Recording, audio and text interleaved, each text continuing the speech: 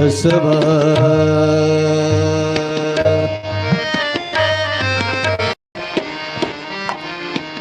ಸಂಗೀತ ಸಾಗರಂ ಚೈವ ಸಾಹಿತ್ಯ ಭೂಷಣೋ ತಥಾ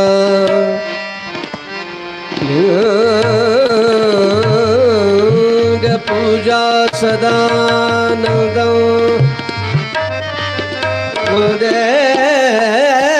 ಪಂಚಾಕ್ಷರ ಗುರುವರಂ ಒಂದೇ ಗುರು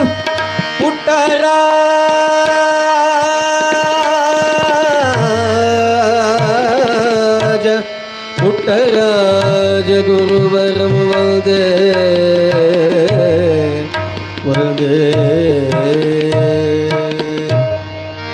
ತ್ರೈಲೋಕ್ಯ ಸಂಪದಾಲೇಖ್ಯ ಸಮುಲ್ಲೇಖನ ವಿತ್ತಯ ಸಚ್ಚಿದಾನಂದ ರೂಪಾಯ ಶಿವಾಯ ಪರಬ್ರಹ್ಮಣೇ ನಮಃ ಪರಬ್ರಹ್ಮಣೇ ನಮಃ ನಮಃ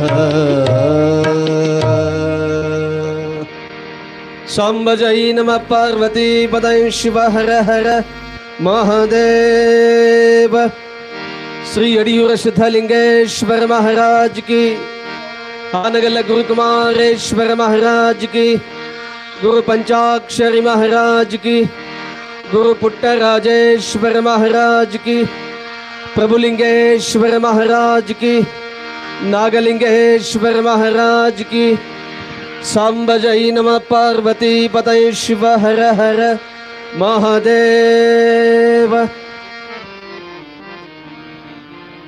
ಶ್ರೀ ಗುರುಭ್ಯೋ ನಮಃ. ಪ್ರಾತಸ್ಮರಣೀಯರಾದ ಬಸವಾದಿ ಶಿವಶರಣರನ್ನ ಸ್ಮರಿಸಿಕೊಂಡು ಸಾತ್ವಿಕದ ತಳಹದಿಯ ಮೇಲೆ ತಾತ್ವಿಕದ ಸಮಾನತೆಯ ಸಮಾಜವನ್ನು ಕಟ್ಟಿರುವಂತಹ ಮಹಾಮಾನವತಾವಾದಿ ಜಗಜ್ಯೋತಿ ಭಗವಾನ್ ಬಸವೇಶ್ವರನನ್ನ ಸ್ಮರಣೆಯನ್ನು ಮಾಡಿಕೊಂಡು ಯಡಿಯೂರಿನ ಒಡೆಯ ಸಿದ್ಧಲಿಂಗೇಶ್ವರರನ್ನ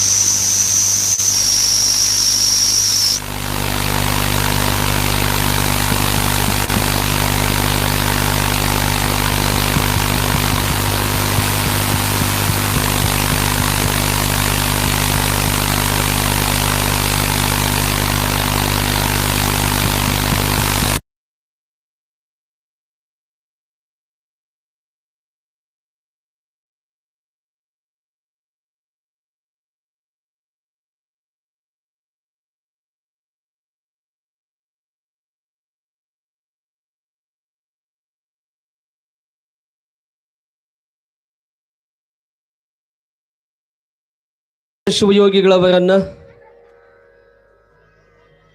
ಹಾನಗಲ್ಲ ಗುರುಕುಮಾರೇಶನನ್ನ ಭಕ್ತಿಯಿಂದ ಸ್ಮರಣೆಯನ್ನು ಮಾಡಿಕೊಂಡು ಗಾನಯೋಗಿ ಶಿವಯೋಗಿ ಲಿಂಗೈಕ್ಯ ಪಂಡಿತ ಪಂಚಾಕ್ಷರಿ ಅಜ್ಜನವರನ್ನು ಕೂಡ ಭಕ್ತಿಯಿಂದ ಧ್ಯಾನಿಸಿ ಪ್ರಾರ್ಥಿಸಿಕೊಂಡು ಗದುಗನ್ನೇ ಸಂಗೀತದ ಗದ್ದುಗೆಯನ್ನಾಗಿ ಮಾಡಿರುವಂತಹ ನಾದಬ್ರಹ್ಮ ನಾದಲೋಕಕ್ಕೆ ದಿವ್ಯ ಬೆಳಕಾಗಿರುವಂತಹ ಅಂಧರ ಬಾಳಿಗೆ ಬೆಳಕನ್ನೇ ಇತ್ತಿರುವ ಗಾನಯೋಗಿ ಶಿವಯೋಗಿ ಲಿಂಗೈಕ್ಯ ಡಾಕ್ಟರ್ ಪಂಡಿತ ಪುಟ್ಟರಾಜ ಗುರುಗಳನ್ನು ಎನ್ನ ಹೃದಯ ಮಂದಿರದಲ್ಲಿ ಸ್ಥಾಪಿಸಿಕೊಂಡು ಕೊಪ್ಪಳದ ಗವಿಸಿದ್ದೇಶ್ವರರನ್ನ ಘನಮೌನಿ ತ್ರಿಕಾಲಜ್ಞಾನಿ ಮೌನ ತಪಸ್ವಿ ಚಿಕೇನಕೊಪ್ಪದ ಚನ್ನವೀರ ಶರಣರನ್ನ ಸ್ಮರಣೆಯನ್ನು ಮಾಡಿಕೊಂಡು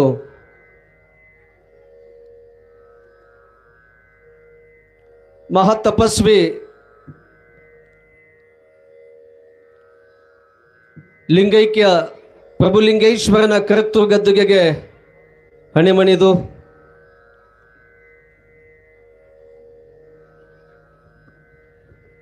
ಈ ಒಂದು ಲಿಂಗೈಕ್ಯ ಪ್ರಭುಲಿಂಗೇಶ್ವರ ಪುಣ್ಯ ಸ್ಮರಣೋತ್ಸವದ ಅಂಗವಾಗಿ 15ನೆಯ ಜಾತ್ರಾ ಮಹೋತ್ಸವದ ನಿಮಿತ್ತವಾಗಿ 11 ದಿನಗಳ ಕಾಲ ನವಲಗುಂದದ ನಾಗಲಿಂಗನ ಪುರಾಣ ಪ್ರವಚನ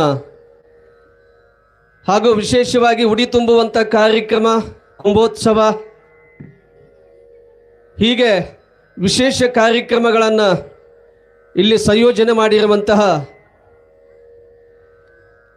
ಶ್ರೀಮಠದ ಪೀಠಾಧಿಪತಿಗಳು, ಶ್ರೀಮಠದ ಒಡೆಯರು, ಶ್ರೀಮಣಿಪುರ ಅಭಿನವ ಪ್ರಭುಲಿಂಗೇಶ್ವರ ಮಹಾಸ್ವಾಮಿಗಳು, ಪ್ರಭುಲಿಂಗೇಶ್ವರ ಸಂಸ್ಥಾನ ವಿರಕ್ತ ಮಠ ಸುಕ್ಷೇತ್ರ ಅಗರಖೇಡ್, ಆ ಪರಮ ಪೂಜ್ಯರಲ್ಲಿ ಜಂಗಮ ಪಾವನ ಪಾದಗಳಿಗೆ ಹಣೆಮಣಿದು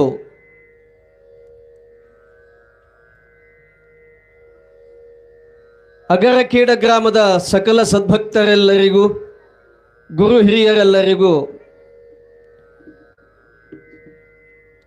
ಯುವಕ ಬಳಗದವರಲ್ಲಿಯೂ ಕೂಡ ಶರಣಾರ್ಥಿಗಳನ್ನು ಸಲ್ಲಿಸಿ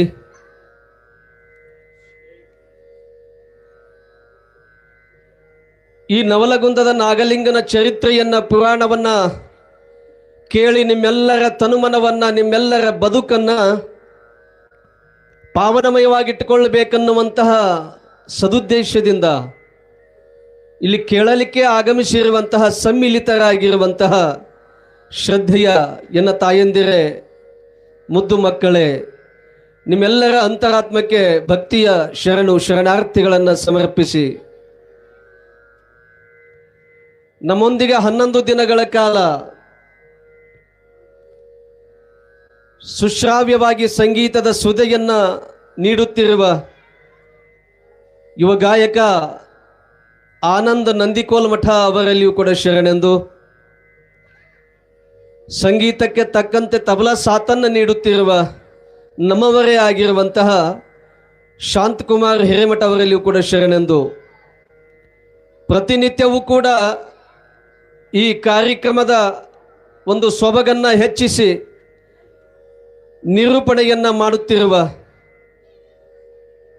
ಎಸ್.ಎಂ. ಬಿರಾದಾರ್ ಸರ್ ಅವರಲ್ಲಿ ಕೂಡ ಶರಣೆಂದು, ಇವತ್ತಿನ ದಿವಸ ನವಲಗುಂದದ ನಾಗಲಿಂಗನ ಪುರಾಣವು 4ನೆಯ ದಿನದಲ್ಲಿ ಸಾಗಿ ಬರ್ತಾ ಇದೆ. 4ನೆಯ ದಿನದಲ್ಲಿ ಸಾಗಿ ಬರ್ತಾ ಇದೆ.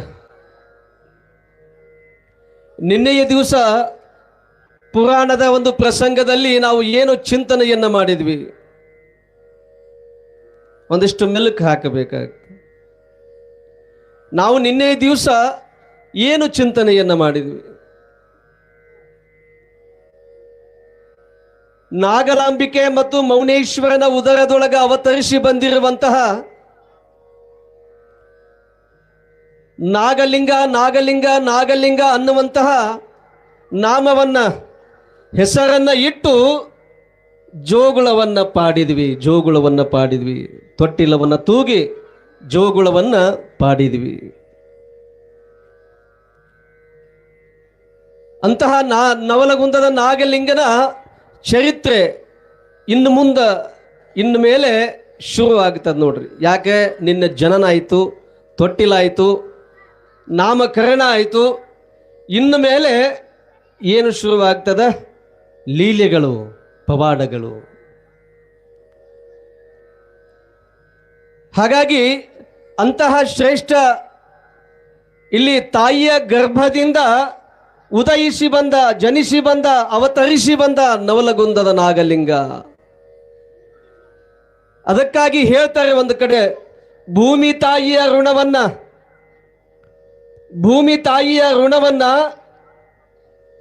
ಜನ್ಮ ಕೊಟ್ಟಿರುವಂತಹ ತಾಯಿಯ ಋಣವನ್ನ ನೋಡ್ರಿ, ಗಮನವಿಟ್ಟು ಕೇಳ್ರಿ. ಭೂಮಿ ತಾಯಿಯ ಋಣವನ್ನ, ಜನ್ಮ ಕೊಟ್ಟಿರುವಂತಹ ತಾಯಿಯ ಋಣವನ್ನ, ಹಾಗೆ ವಿದ್ಯಾ ಬುದ್ಧಿ ಅರಿವನ್ನ ಕೊಟ್ಟಿರುವಂತಹ ಸದ್ಗುರುವಿನ ಋಣವನ್ನ, ವಿದ್ಯಾ ಬುದ್ಧಿ ಅರಿವನ್ನ ಕೊಟ್ಟಿರುವಂತಹ ಸದ್ಗುರುವಿನ ಋಣವನ್ನ, ಅಜ್ಞಾನದಿಂದ ತೊಲಗಿಸಿ ಅಜ್ಞಾನವನ್ನ ಕಳೆದು ಸುಜ್ಞಾನದ ಕಡೆಗೆ ಒಯ್ಯುವ ಹಾಗೆ ಮಾಡಿರುವಂಥ ಸದ್ಗುರುವಿನ ಋಣವನ್ನ ತೀರಿಸಲಿಕ್ಕೆ ಯಾರಿಂದಲೂ ಈ ಜಗತ್ತಿನೊಳಗ ಸಾಧ್ಯವಿಲ್ಲ. ನೋಡಿ, ಭೂಮಿ ತಾಯಿಯ ಋಣವನ್ನ ನೋಡ್ರಿ. ಭೂಮಿ ತಾಯಿ, ನಾವು ಎದ್ರ ಮೇಲೆ ಕುಂತೀವಿ?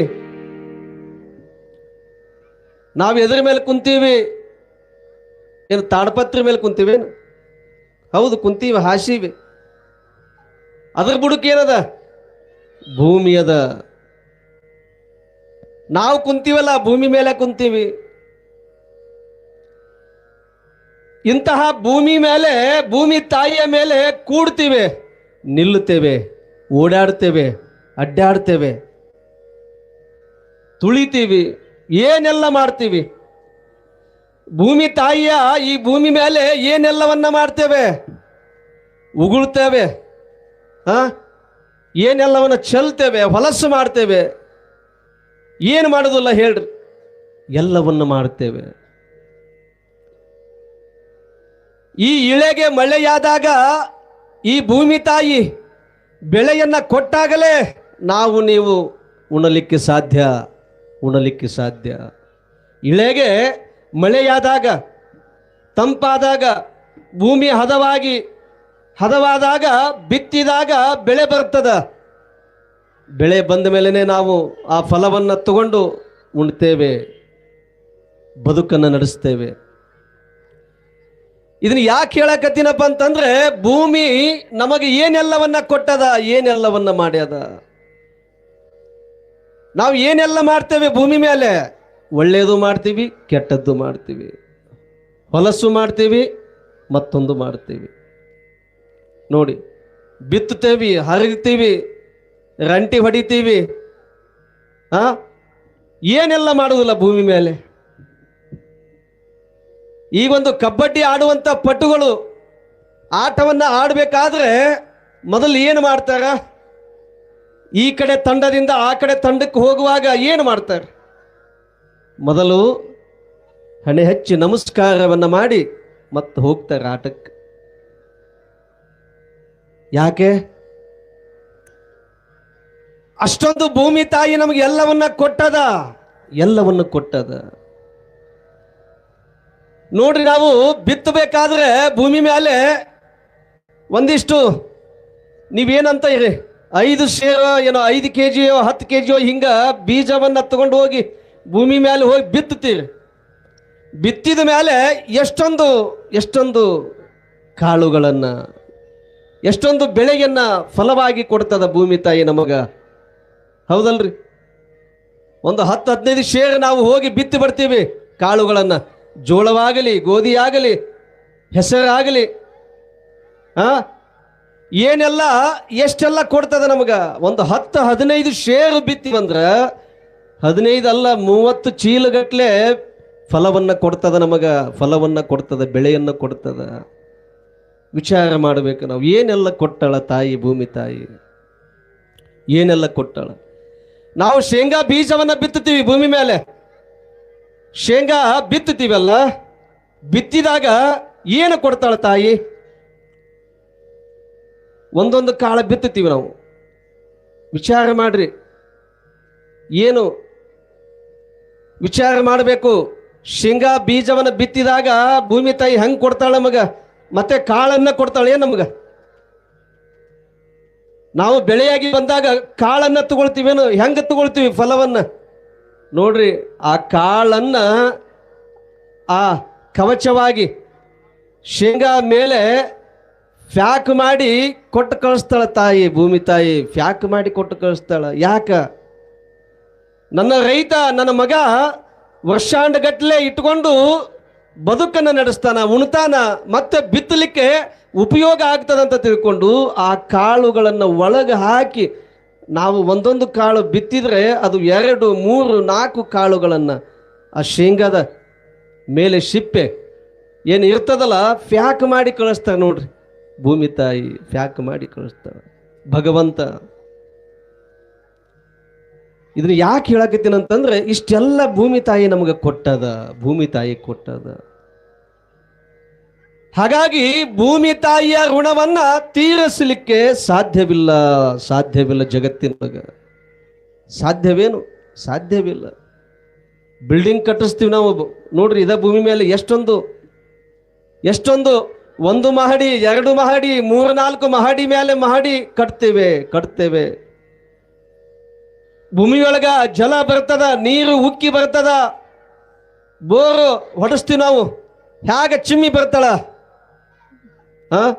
ನೀರು, ಹೆಂಗೆ ಚಿಮ್ಮಿ ಬರ್ತದ ನೋಡ್ರಿ. ನಾವು ಎಷ್ಟೊಂದು ಅದಕ್ಕೆ ನೋವನ್ನ ಕೊಟ್ಟು ಜಲವನ್ನ ಮೇಲೆ ತಗೊಳ್ತೀವಲ್ಲ.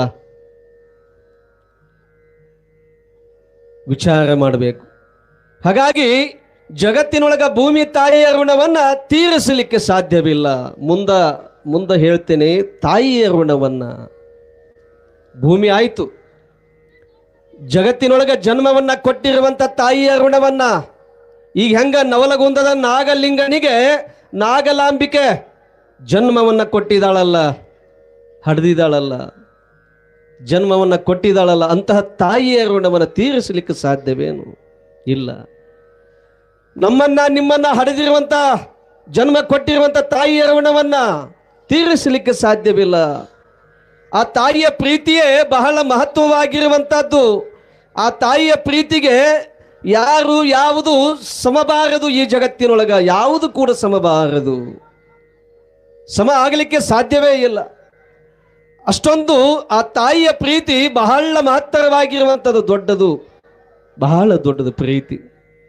ನೋಡ್ರಿ, ಮಗುವಿಗೆ ಜನ್ಮವನ್ನ ಕೊಡಬೇಕಾದ್ರೆ ಎಷ್ಟು ಕಷ್ಟ, ಎಷ್ಟು ಸಂಕಟವನ್ನ ಅನುಭವಿಸಿ ಆ ತಾಯಿ ಜನ್ಮವನ್ನ ಕೊಡ್ತಾಳೆ ನಮಗ.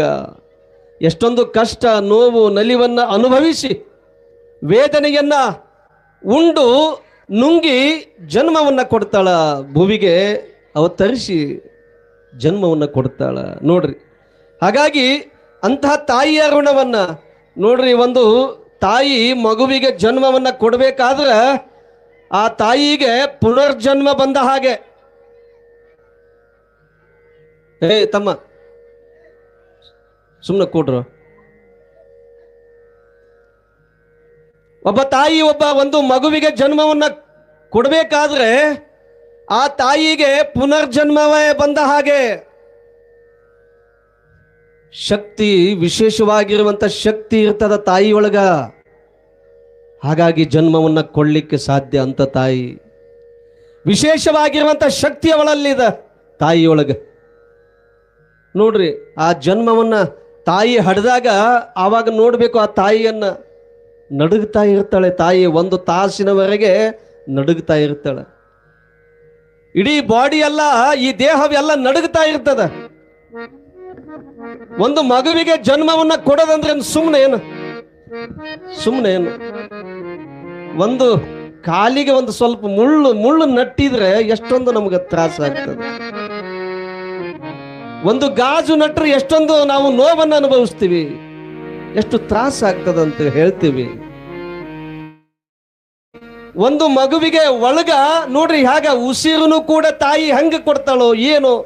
ಮಗು ಗರ್ಭದೊಳಗೆ ಇದ್ದಾಗ ಲಾಲನೆ ಪಾಲನೆ, ಅದಕ್ಕೆ ಏನು ಬೇಕು ಆಹಾರ ಎಷ್ಟು ಬೇಕೋ ಅಷ್ಟು ತಾಯಿ ಹೆಂಗ್ ಕೊಡ್ತಾಳ ಒಳಗೆ ಗರ್ಭದೊಳಗಿದ್ದ. ತಾಯಿ ನಿನ್ನ ಉಪಕಾರವನ್ನು ಮರೆಯದೆಂತು ನಾನು, ನಿನ್ನ ಮೋಹ ಮಮತೆಗಳನ್ನು ಬಣ್ಣಿಸಲು ಸಾಧ್ಯವೇನು.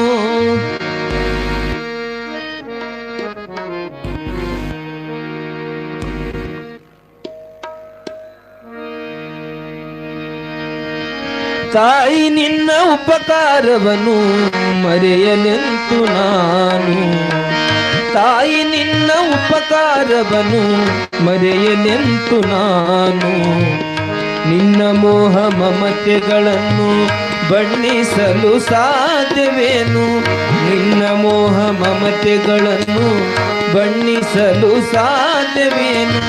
ತಾಯಿ ನಿನ್ನ ಉಪಕಾರವನ್ನು ಮರೆಯಲೆಂತು ನಾನು.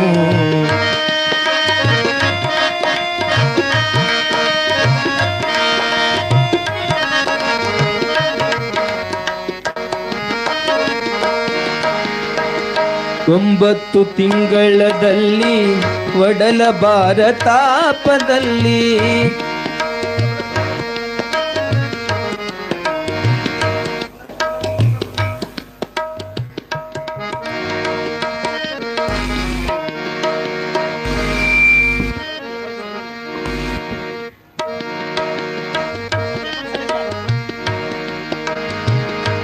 ಒಂಬತ್ತು ತಿಂಗಳದಲ್ಲಿ ಒಡಲ ಭಾರತಾಪದಲ್ಲಿ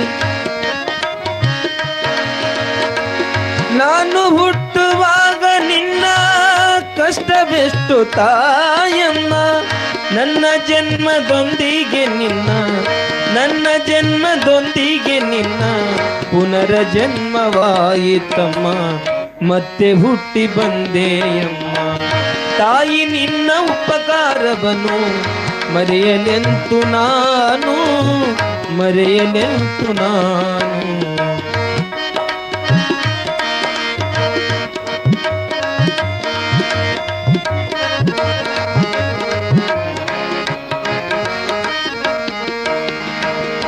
ಬಾಣಂತಿ ನಿನ್ನ ಜನ್ಮ ರಕ್ತ ನದಿಯೇ ಆಯಿತಮ್ಮ. ಬಾಣಂತಿ ನಿನ್ನ ಜನ್ಮ ರಕ್ತ ನದಿಯೇ ಆಯಿತಮ್ಮ. ಆ ನಿನ್ನ ನೋವು ನಲಿವು ಲೋಕದಲ್ಲಿ ಯಾರಿಗಮ್ಮ. ಮಾಂಸ ಮುದ್ದೆಯಾದ ನನ್ನ ತಿತ್ತಿ ತೀಡಿ ಬೆಳೆಸಿದೆಯಮ್ಮ. ಮಾಂಸ ಮುದ್ದೆಯಾದ ನನ್ನ ತಿತ್ತಿ ತೀಡಿ ಬೆಳೆಸಿದೆಯಮ್ಮ. ಕರುಣೆ ತೋಳ ತೊಟ್ಟಿಲದೋಳು ತೂಗಿ ಜೋಗುಳ ಹಾಡಿದೆಯಮ್ಮ. ಹಾಡಿ ಮೈ ಮರತೆಯಮ್ಮ. ತಾಯಿ ನಿನ್ನ ಉಪಕಾರವನ್ನು ಮರೆಯಲೆಂತು ನಾನು. ಮರೆಯಲೇಗೆ ನಾನು.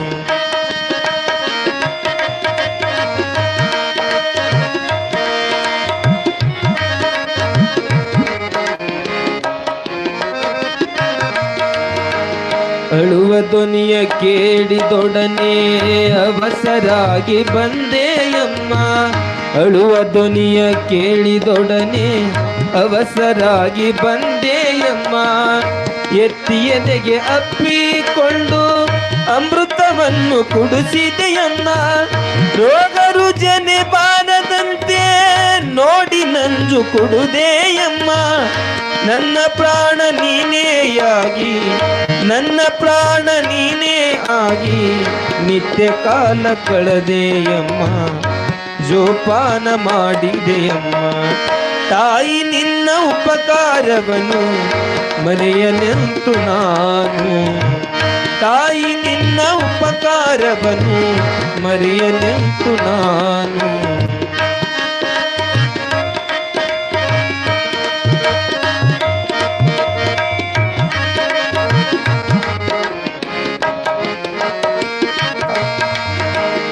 ದೃಷ್ಟಿ ದೋಷ ಬಾರದಂತೆ ರಕ್ಷೆ ಬಂಧನ ಕಟ್ಟಿದೆಯಮ್ಮ.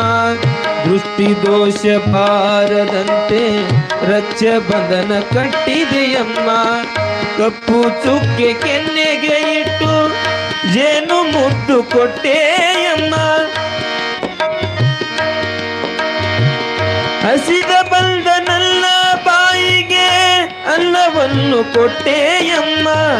ಹಸಿದ ಬಾಯಿಗನ್ನವನಿಟ್ಟಿ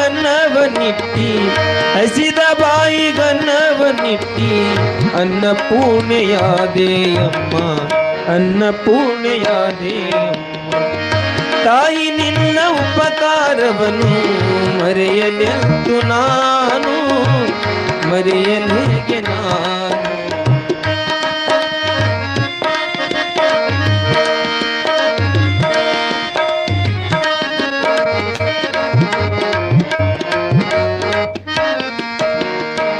ಬಾಲಲೀಲೆ ನೋಡಿ ನಿನ್ನ ಕರುಣೆ ಕಣ್ಣು ತುಂಬಿತಮ್ಮ.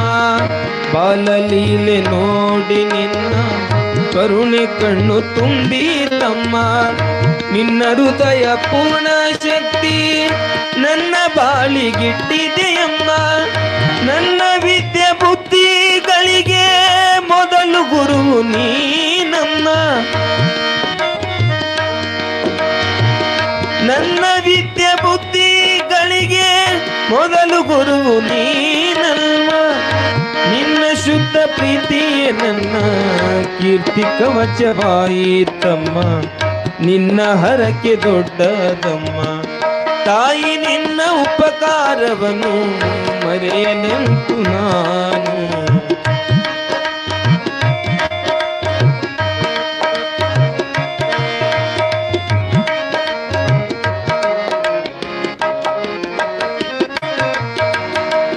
ಲೋಕ ಪೂಜೆನಾದರೇನು ನಿನ್ನ ಸ್ಮರಣೆ ಮಾಡಲಮ್ಮ ಲೋಕ ಪೂಜೆನಾದರೇನು ನಿನ್ನ ಸ್ಮರಣೆ ಮಾಡಲಮ್ಮ ವೇದಶಾಸ್ತ್ರ ಅರಿತರೇನು ನಿನ್ನ ಮರೆಯಬಾರದಮ್ಮ ಹೆತ್ತ ನಿನ್ನ ಋಣ ತೀರಿಸಲು ಎಷ್ಟು ಜನ್ಮ ಸಾಲದಮ್ಮ ಹೆತ್ತ ನಿನ್ನ ಋಣ ತೀರಿಸಲು ಎಷ್ಟು ಜನ್ಮ ಸಾಲದಮ್ಮ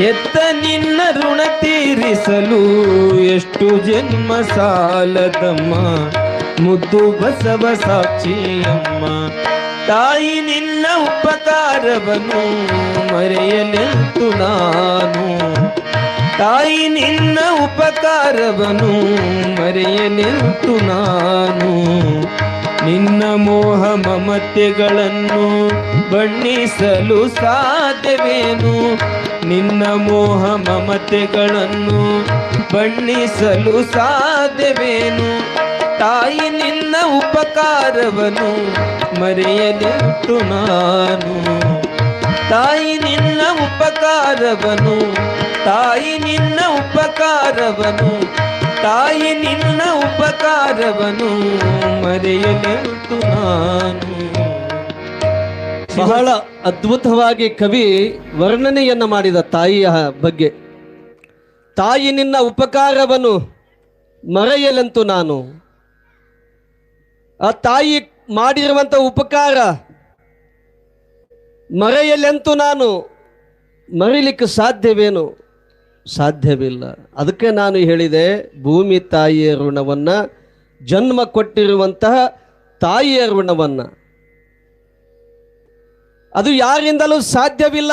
ಅದೊಂದು ಬಹಳ ಶ್ರೇಷ್ಠವಾಗಿರುವಂಥ ಶಕ್ತಿ, ಅದೊಂದು ತಾಯಿಯ ಶಕ್ತಿ ಅಂದರೆ. ಹಾಗಾಗಿ ಆ ತಾಯಿಗೆ ನಾವು ಜನನಿ ಅಂದ್ವಿ, ಜನ್ಮ ಭೂಮಿ ಅಂದ್ವಿ. ತಾಯಿಗೆ ಜನನಿ ಅಂದ್ವಿ, ಜನ್ಮಭೂಮಿ ಅಂದ್ವಿ. ಯಾಕೆ? ಆ ಭೂಮಿ ತಾಯಿ ಹೆಂಗೆ ತಡ್ಕೊಂಡಿದ್ದಾಳಲ್ಲ, ನಾವು ಏನೇ ಮಾಡಿದ್ರು, ಎಷ್ಟೇ ತುಳಿದಾಡ್ತೀವಿ, ಓಡಾಡ್ತೀವಿ ಅಂತ ಹೇಳಿದ್ನೆಲ್ಲ, ಏನೆಲ್ಲ ಮಾಡ್ತೀವಿ.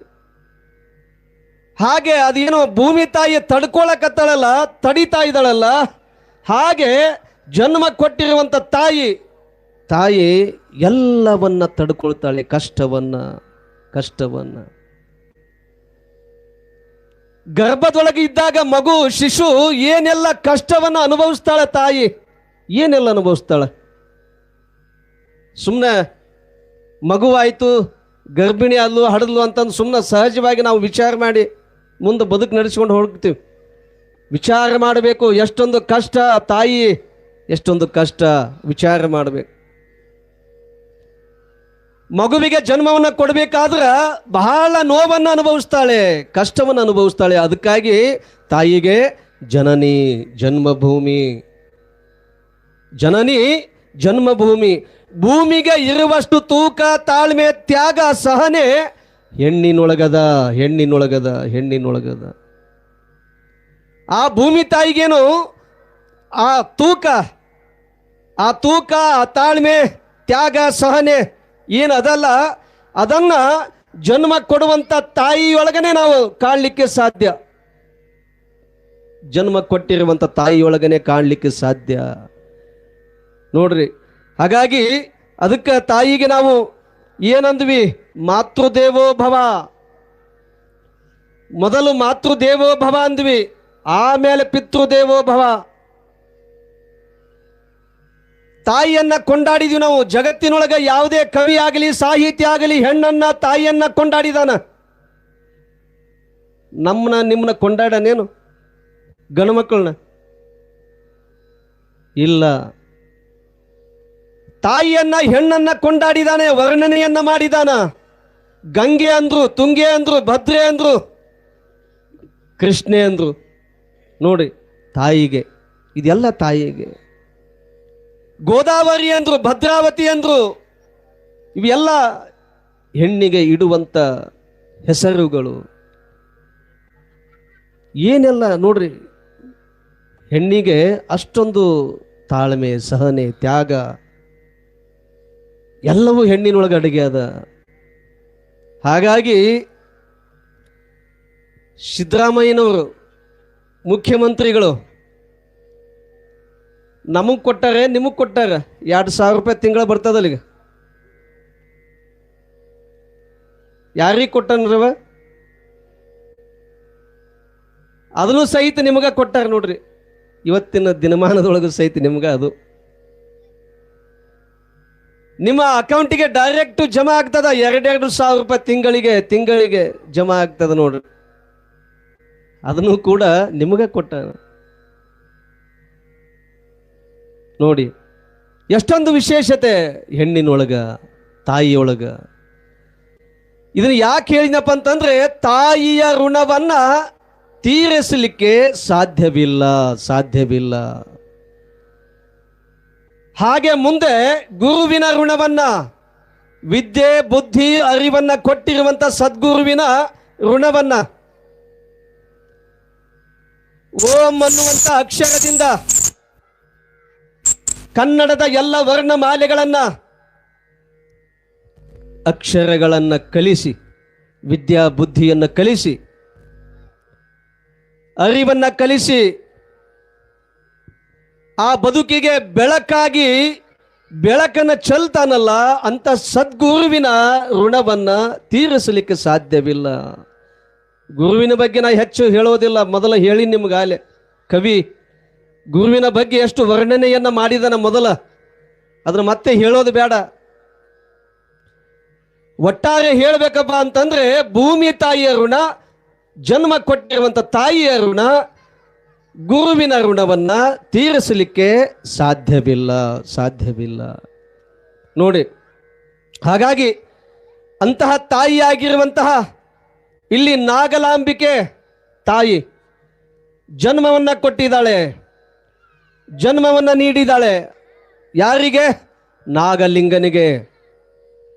ಇಲ್ಲಿ ಸಾಕ್ಷಾತ್ ಮಹಂಕಾಳಿಯಾಗಿ ಪಾರ್ವತಿ ದೇವಿಯ ಅವತಾರವೇ ಇಲ್ಲಿ ನಾಗಲಿಂಗನ ಅವತಾರವಾಗಿ ಭುವಿಗೆ ಅವತಾರವಾಯಿತು. ಅವತರಿಸಿ ಬಂದ ಆ ಮುದ್ದಾದ ಮಗು ಭುವಿಗೆ ಅವತರಿಸಿ ಬಂದಾಗ ಮೌನೇಶ್ವರನಿಗೆ, ನಾಗಲಾಂಬಿಕೆಗೆ ಮಹದಾನಂದ, ಮುಖದಲ್ಲಿ ಲವಲವಿಕೆ, ಸಂತೋಷ, ಸಡಗರ, ಸಂಭ್ರಮ, ಹಬ್ಬದ ವಾತಾವರಣ ಹೀಗೆ ಅವರ ಮನೆಯೊಳಗ ತುಂಬಿ ತುಳುಕ್ತಿತ್ತು. ಯಾಕೆ? ವಿಶೇಷವಾಗಿರುವಂತ ಅವಧೂತ, ಒಬ್ಬ ಶ್ರೇಷ್ಠ ಮಹಾತ್ಮ ಜನಿಸಿ ಬರ್ತಾನಂತ ಅಂತ ತಿಳ್ಕೊಂಡು ಕನಸಿನೊಳಗೆ ಏನು ಸ್ವಪ್ನದೊಳಗ ವಾಣಿಯಾಗಿತ್ತಲ್ಲ. ಎಲ್ಲಿಲ್ಲದ ಸಡಗರ, ಸಂಭ್ರಮ, ಮನಸ್ಸಿಗೆ ನೆಮ್ಮದಿ, ಶಾಂತಿ, ಸಮಾಧಾನ, ಮನೆಯೊಳಗ ಹೊಸತನದ ಒಂದು ಸೊಬಗು, ನೋಡ್ರಿ. ಹಬ್ಬದ ವಾತಾವರಣ ಮನೆಯೊಳಗ, ಜವಳಗೇರ ಗ್ರಾಮದೊಳಗೂ ಸಹಿತ ಹಬ್ಬದ ವಾತಾವರಣ. ಅವರ ಮನೆಯೊಳಗ ಅಷ್ಟೇ ಅಲ್ಲ, ಜವಳಗೇರಿಯ ಆ ಗ್ರಾಮದ ತುಂಬ ಎಲ್ಲ ಮನೆಗಳು, ಅಕ್ಕಪಕ್ಕದ ಮನೆಗಳು, ಬಂಧು ಬಳಗದವರಿಗೆ ಎಲ್ಲರಿಗೂ ಕೂಡ ಸಂಭ್ರಮ. ನೋಡ್ರಿ, ಅಂತ ಮಹಾತ್ಮನ ಉದಯ ಆಗ್ಯದಂತ ತಿಳ್ಕೊಂಡು ನಾನು ನಿನ್ನೆ ಹೇಳಿದೆ, ಇಲ್ಲಿ ಚಿಗಿಯಲಾರದಂತ ಗಿಡ ಮರಗಳು ಸಹಿತ ಚಿಗಿಲಿಕ್ಕತ್ತುವಂತ. ಯಾಕೆ? ನವಲಗುಂದದ ನಾಗಲಿಂಗನ ಅವತಾರ ಆಗಿದ್ದಕ್ಕೆ ನೋಡಿ. ಹಾಗಾಗಿ ಇಲ್ಲಿ ಹಳ್ಳಿಯೊಳಗ ಆ ಜವಳಗೇರಿ ಗ್ರಾಮದೊಳಗ ಏನೇ ಸಣ್ಣ ಪುಟ್ಟ ತೊಂದರೆಗಳು ಕಷ್ಟಗಳು ಏನು ಇದ್ವಲ್ಲ ಹಳ್ಳಿಯೊಳಗ ಅವು ಸಹಿತ ಪರಿಹಾರ ಆದ್ವಂತ ಆ ನಾಗಲಿಂಗ ಹುಟ್ಟಿ ಬಂದಿದ್ದಕ್ಕಾಗಿ. ಊರಂದ ಮೇಲೆ ಹಳ್ಳಿ ಅಂದಮೇಲೆ ಸಮಸ್ಯೆಗಳು ಇರ್ತಾವ ನೋಡ್ರಿ, ಸಣ್ಣ ಪುಟ್ಟ ಇರ್ತಾವ. ಆ ಎಲ್ಲ ಸಮಸ್ಯೆಗಳು ಸಹಿತ ಪರಿಹಾರ ಆದ್ವಂತ. ಎಂತಹ ಮಹಾತ್ಮನ ಜನನ, ಎಂಥ ಮಹಾತ್ಮ ಉದಯಿಸಿ ಬಂದ ಭೂಮಿಗೆ ನೋಡಿ. ಹಾಗಾಗಿ ಅಂತ ಮಹಾತ್ಮ ಅವಧೂತ ನಾಗಲಿಂಗ ಹುಟ್ಟಿ ಇಲ್ಲಿ ಅವತರಿಸಿ ಬಂದಿದ್ದಕ್ಕ ಆ ಸಂಭ್ರಮವನ್ನ ಸಡಗರವನ್ನ ಹೇಳಲಿಕ್ಕೆ ಅಷ್ಟೊಂದು ಯಾವ ಶಬ್ದಗಳಿಂದಲೂ ಸಾಧ್ಯವಿಲ್ಲ, ಅಷ್ಟೊಂದು ಸಡಗರ. ಹೀಗಾಗಿ ತೊಟ್ಟಿಲವನ್ನ ಆ ತೊಟ್ಟಿಲದೊಳಗ ಮಗುವನ್ನ ಹಾಕಿ ಜೋಗಳವನ್ನ ಹಾಡಿ ಇಲ್ಲಿ ದಿನನಿತ್ಯ ಮುಗುಳು ನಗೆಯ ಮಂದಹಾಸವನ್ನು ಬೀರುತ್ತಾ ಆ ಮುದ್ದಾದ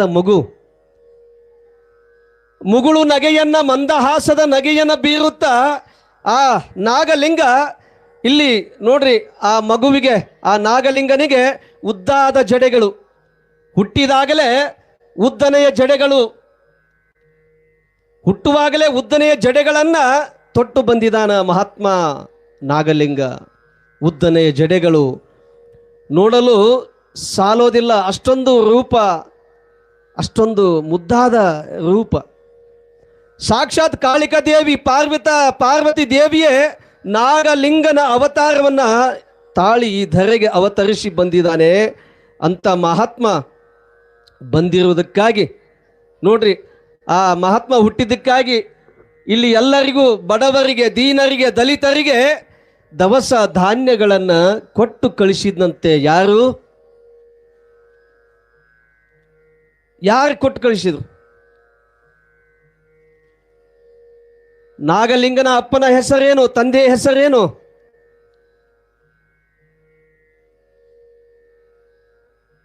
ನಾನು ಒಂದು ಶಬ್ದವನ್ನ ಒಂದು ಸೆಂಟೆನ್ಸ್ ಅಂದ್ರೆ ಒಂದು ಸಾಲನ್ನ ಮತ್ತೆ ಮತ್ತೆ ಹೇಳಿದ್ರ ನೀವೇನು ಅನ್ಕೊಳ್ತೀರಿ? ಮತ್ತೆ ಅದನ್ನ ಹೇಳ್ತಾರೆ ನೋಡು, ಮತ್ತೆ ಅದನ್ನ ಹೇಳ್ತಾರೆ ನೋಡು ಅಂತ ಹೇಳ್ತೀರಿ. ಯಾಕೆ ಹೇಳ್ತೀವಿ ಅಂತಂದ್ರೆ ನಿಮ್ಗದು ನೆನಪು ಉಳಿಲಿ ಅಂತ ಹೇಳ್ತೀವಿ. ಅದು ನಿಮ್ಮ ಒಳಗ ಉಳಿಲಿ ಅಂತ ಹೇಳ್ತೀವಿ. ಹಗಲಲ್ಲ ಅದನ್ನ ಹೇಳ್ತಾರೆ ನೋಡಂತಲ್ಲ. ನೋಡ್ರಿ, ನಾಗಲಿಂಗನ ತಂದೆ ಹೆಸರೇನು? ನಿನ್ನೆನೆ ಹೇಳೀವಿ, ಇವತ್ತೂ ಹೇಳ್ಕೊಂಡು ಬಂದೀವಿ. ಗೊತ್ತಾಗ್ಬೇಕಲ್ಲ. ನಾಗಲಿಂಗನ ತಂದೆ ಹೆಸರೇನು?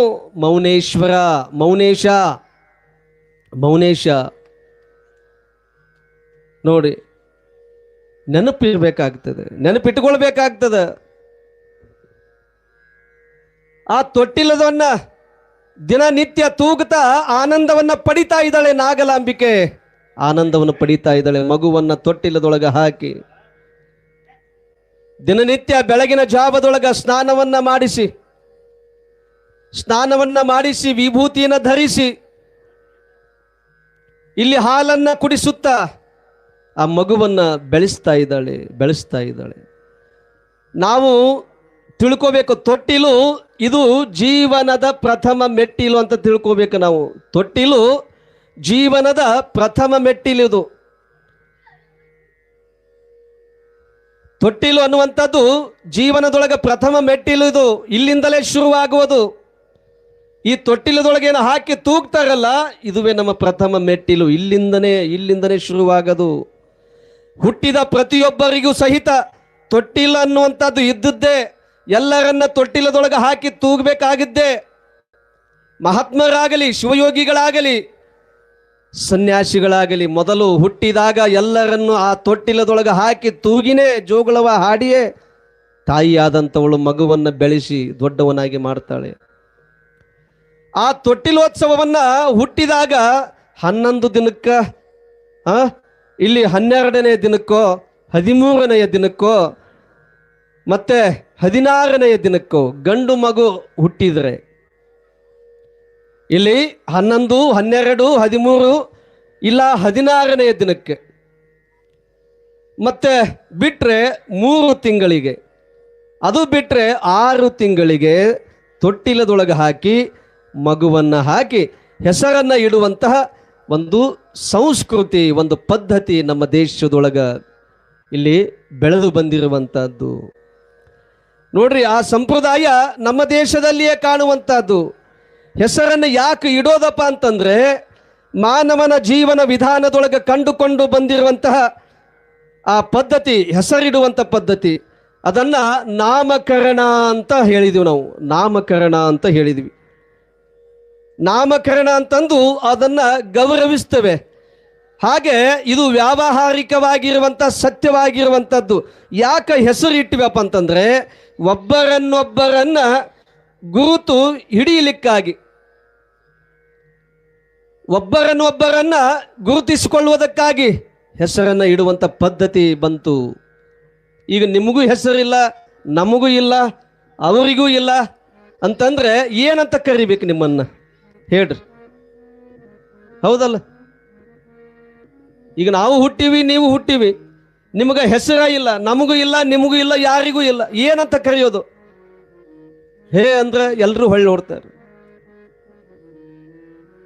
ಹೌದಲ್ರಿ? ಯಾರಿಗೂ ನಾಮವೇ ಇಲ್ಲ, ಹೆಸರು ಇಲ್ಲ ಅಂತಂದ್ರೆ ಕರೆಯೋದು ಹೇಗ ಹೇಳ್ರಿ ನೋಡೋಣ? ಕರೆಯೋದು ಹೇಗೆ? ಹಾಗಾಗಿ ಒಬ್ಬರನ್ನೊಬ್ಬರು ಗುರುತಿಸಿಕೊಳ್ಳುವುದಕ್ಕಾಗಿ ನಾನು ಹೀಗೆ, ನೀವು ಮಡಿವಾಳಯ್ಯ, ಶಾಂತಯ್ಯ, ಶಂಕರಯ್ಯ,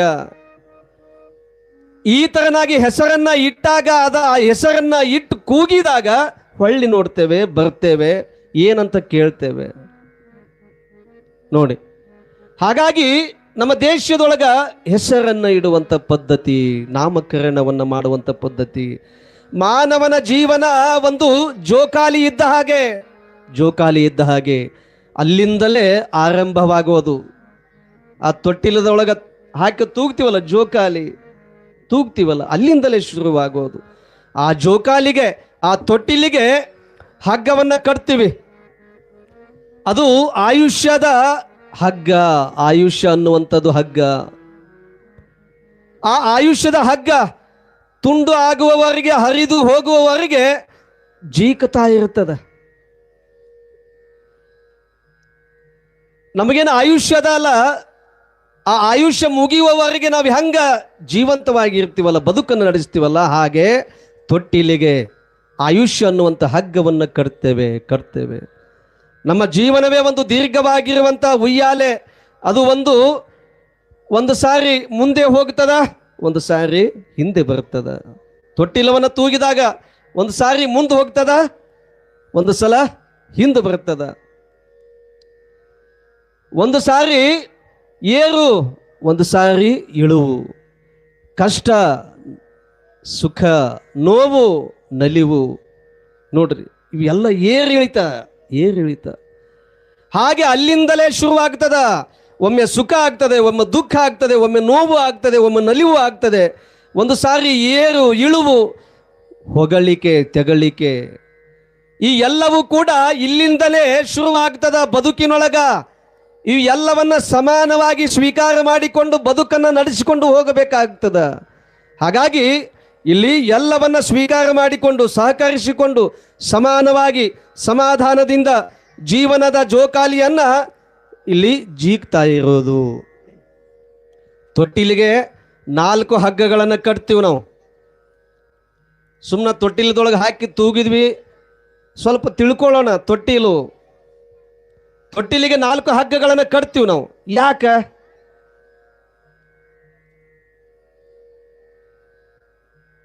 ನಾಲ್ಕು ಹಗ್ಗಗಳನ್ನು ಕಟ್ತೇವೆ. ಈಗ ಬಂದವು ಬಿಡ್ರಿ, ಲೇಟೆಸ್ಟ್ ಬಂದವು. ಈಗ ಹಗ್ಗನೂ ಇಲ್ಲ, ಏನಿಲ್ಲ, ಮ್ಯಾಲೆ ಕಟ್ಟೋದು ಬೇಡ. ಈಗ ಅಲ್ಲೇ ಕೆಳಗಿಟ್ಟು ಅದಕ್ಕೊಂದು ಒಂದ ಹಗ್ಗ ಕಟ್ಟಿ, ಅದು ಅಷ್ಟು ದೂರ ಇರ್ತದ ತೊಟ್ಟಿಲು. ಈ ಕಡೆ ಮಲ್ಕೊಂಡು ಹಿಂಗೆ ಇಲ್ಲೇ ಮಕ್ಕೊಂಡಲ್ಲೇ ಹಿಂಗೆ ಎಳೆದು ಹಿಂಗೆ ಮಾಡಿಬಿಟ್ರೆ ಮುಗೀತು, ಮಲ್ಕೊಂಡ ಬಿಡ್ತದ ಅದು. ಈಗೆಲ್ಲ ಲೇಟೆಸ್ಟ್ ಆಗಿ ಬಂದವ.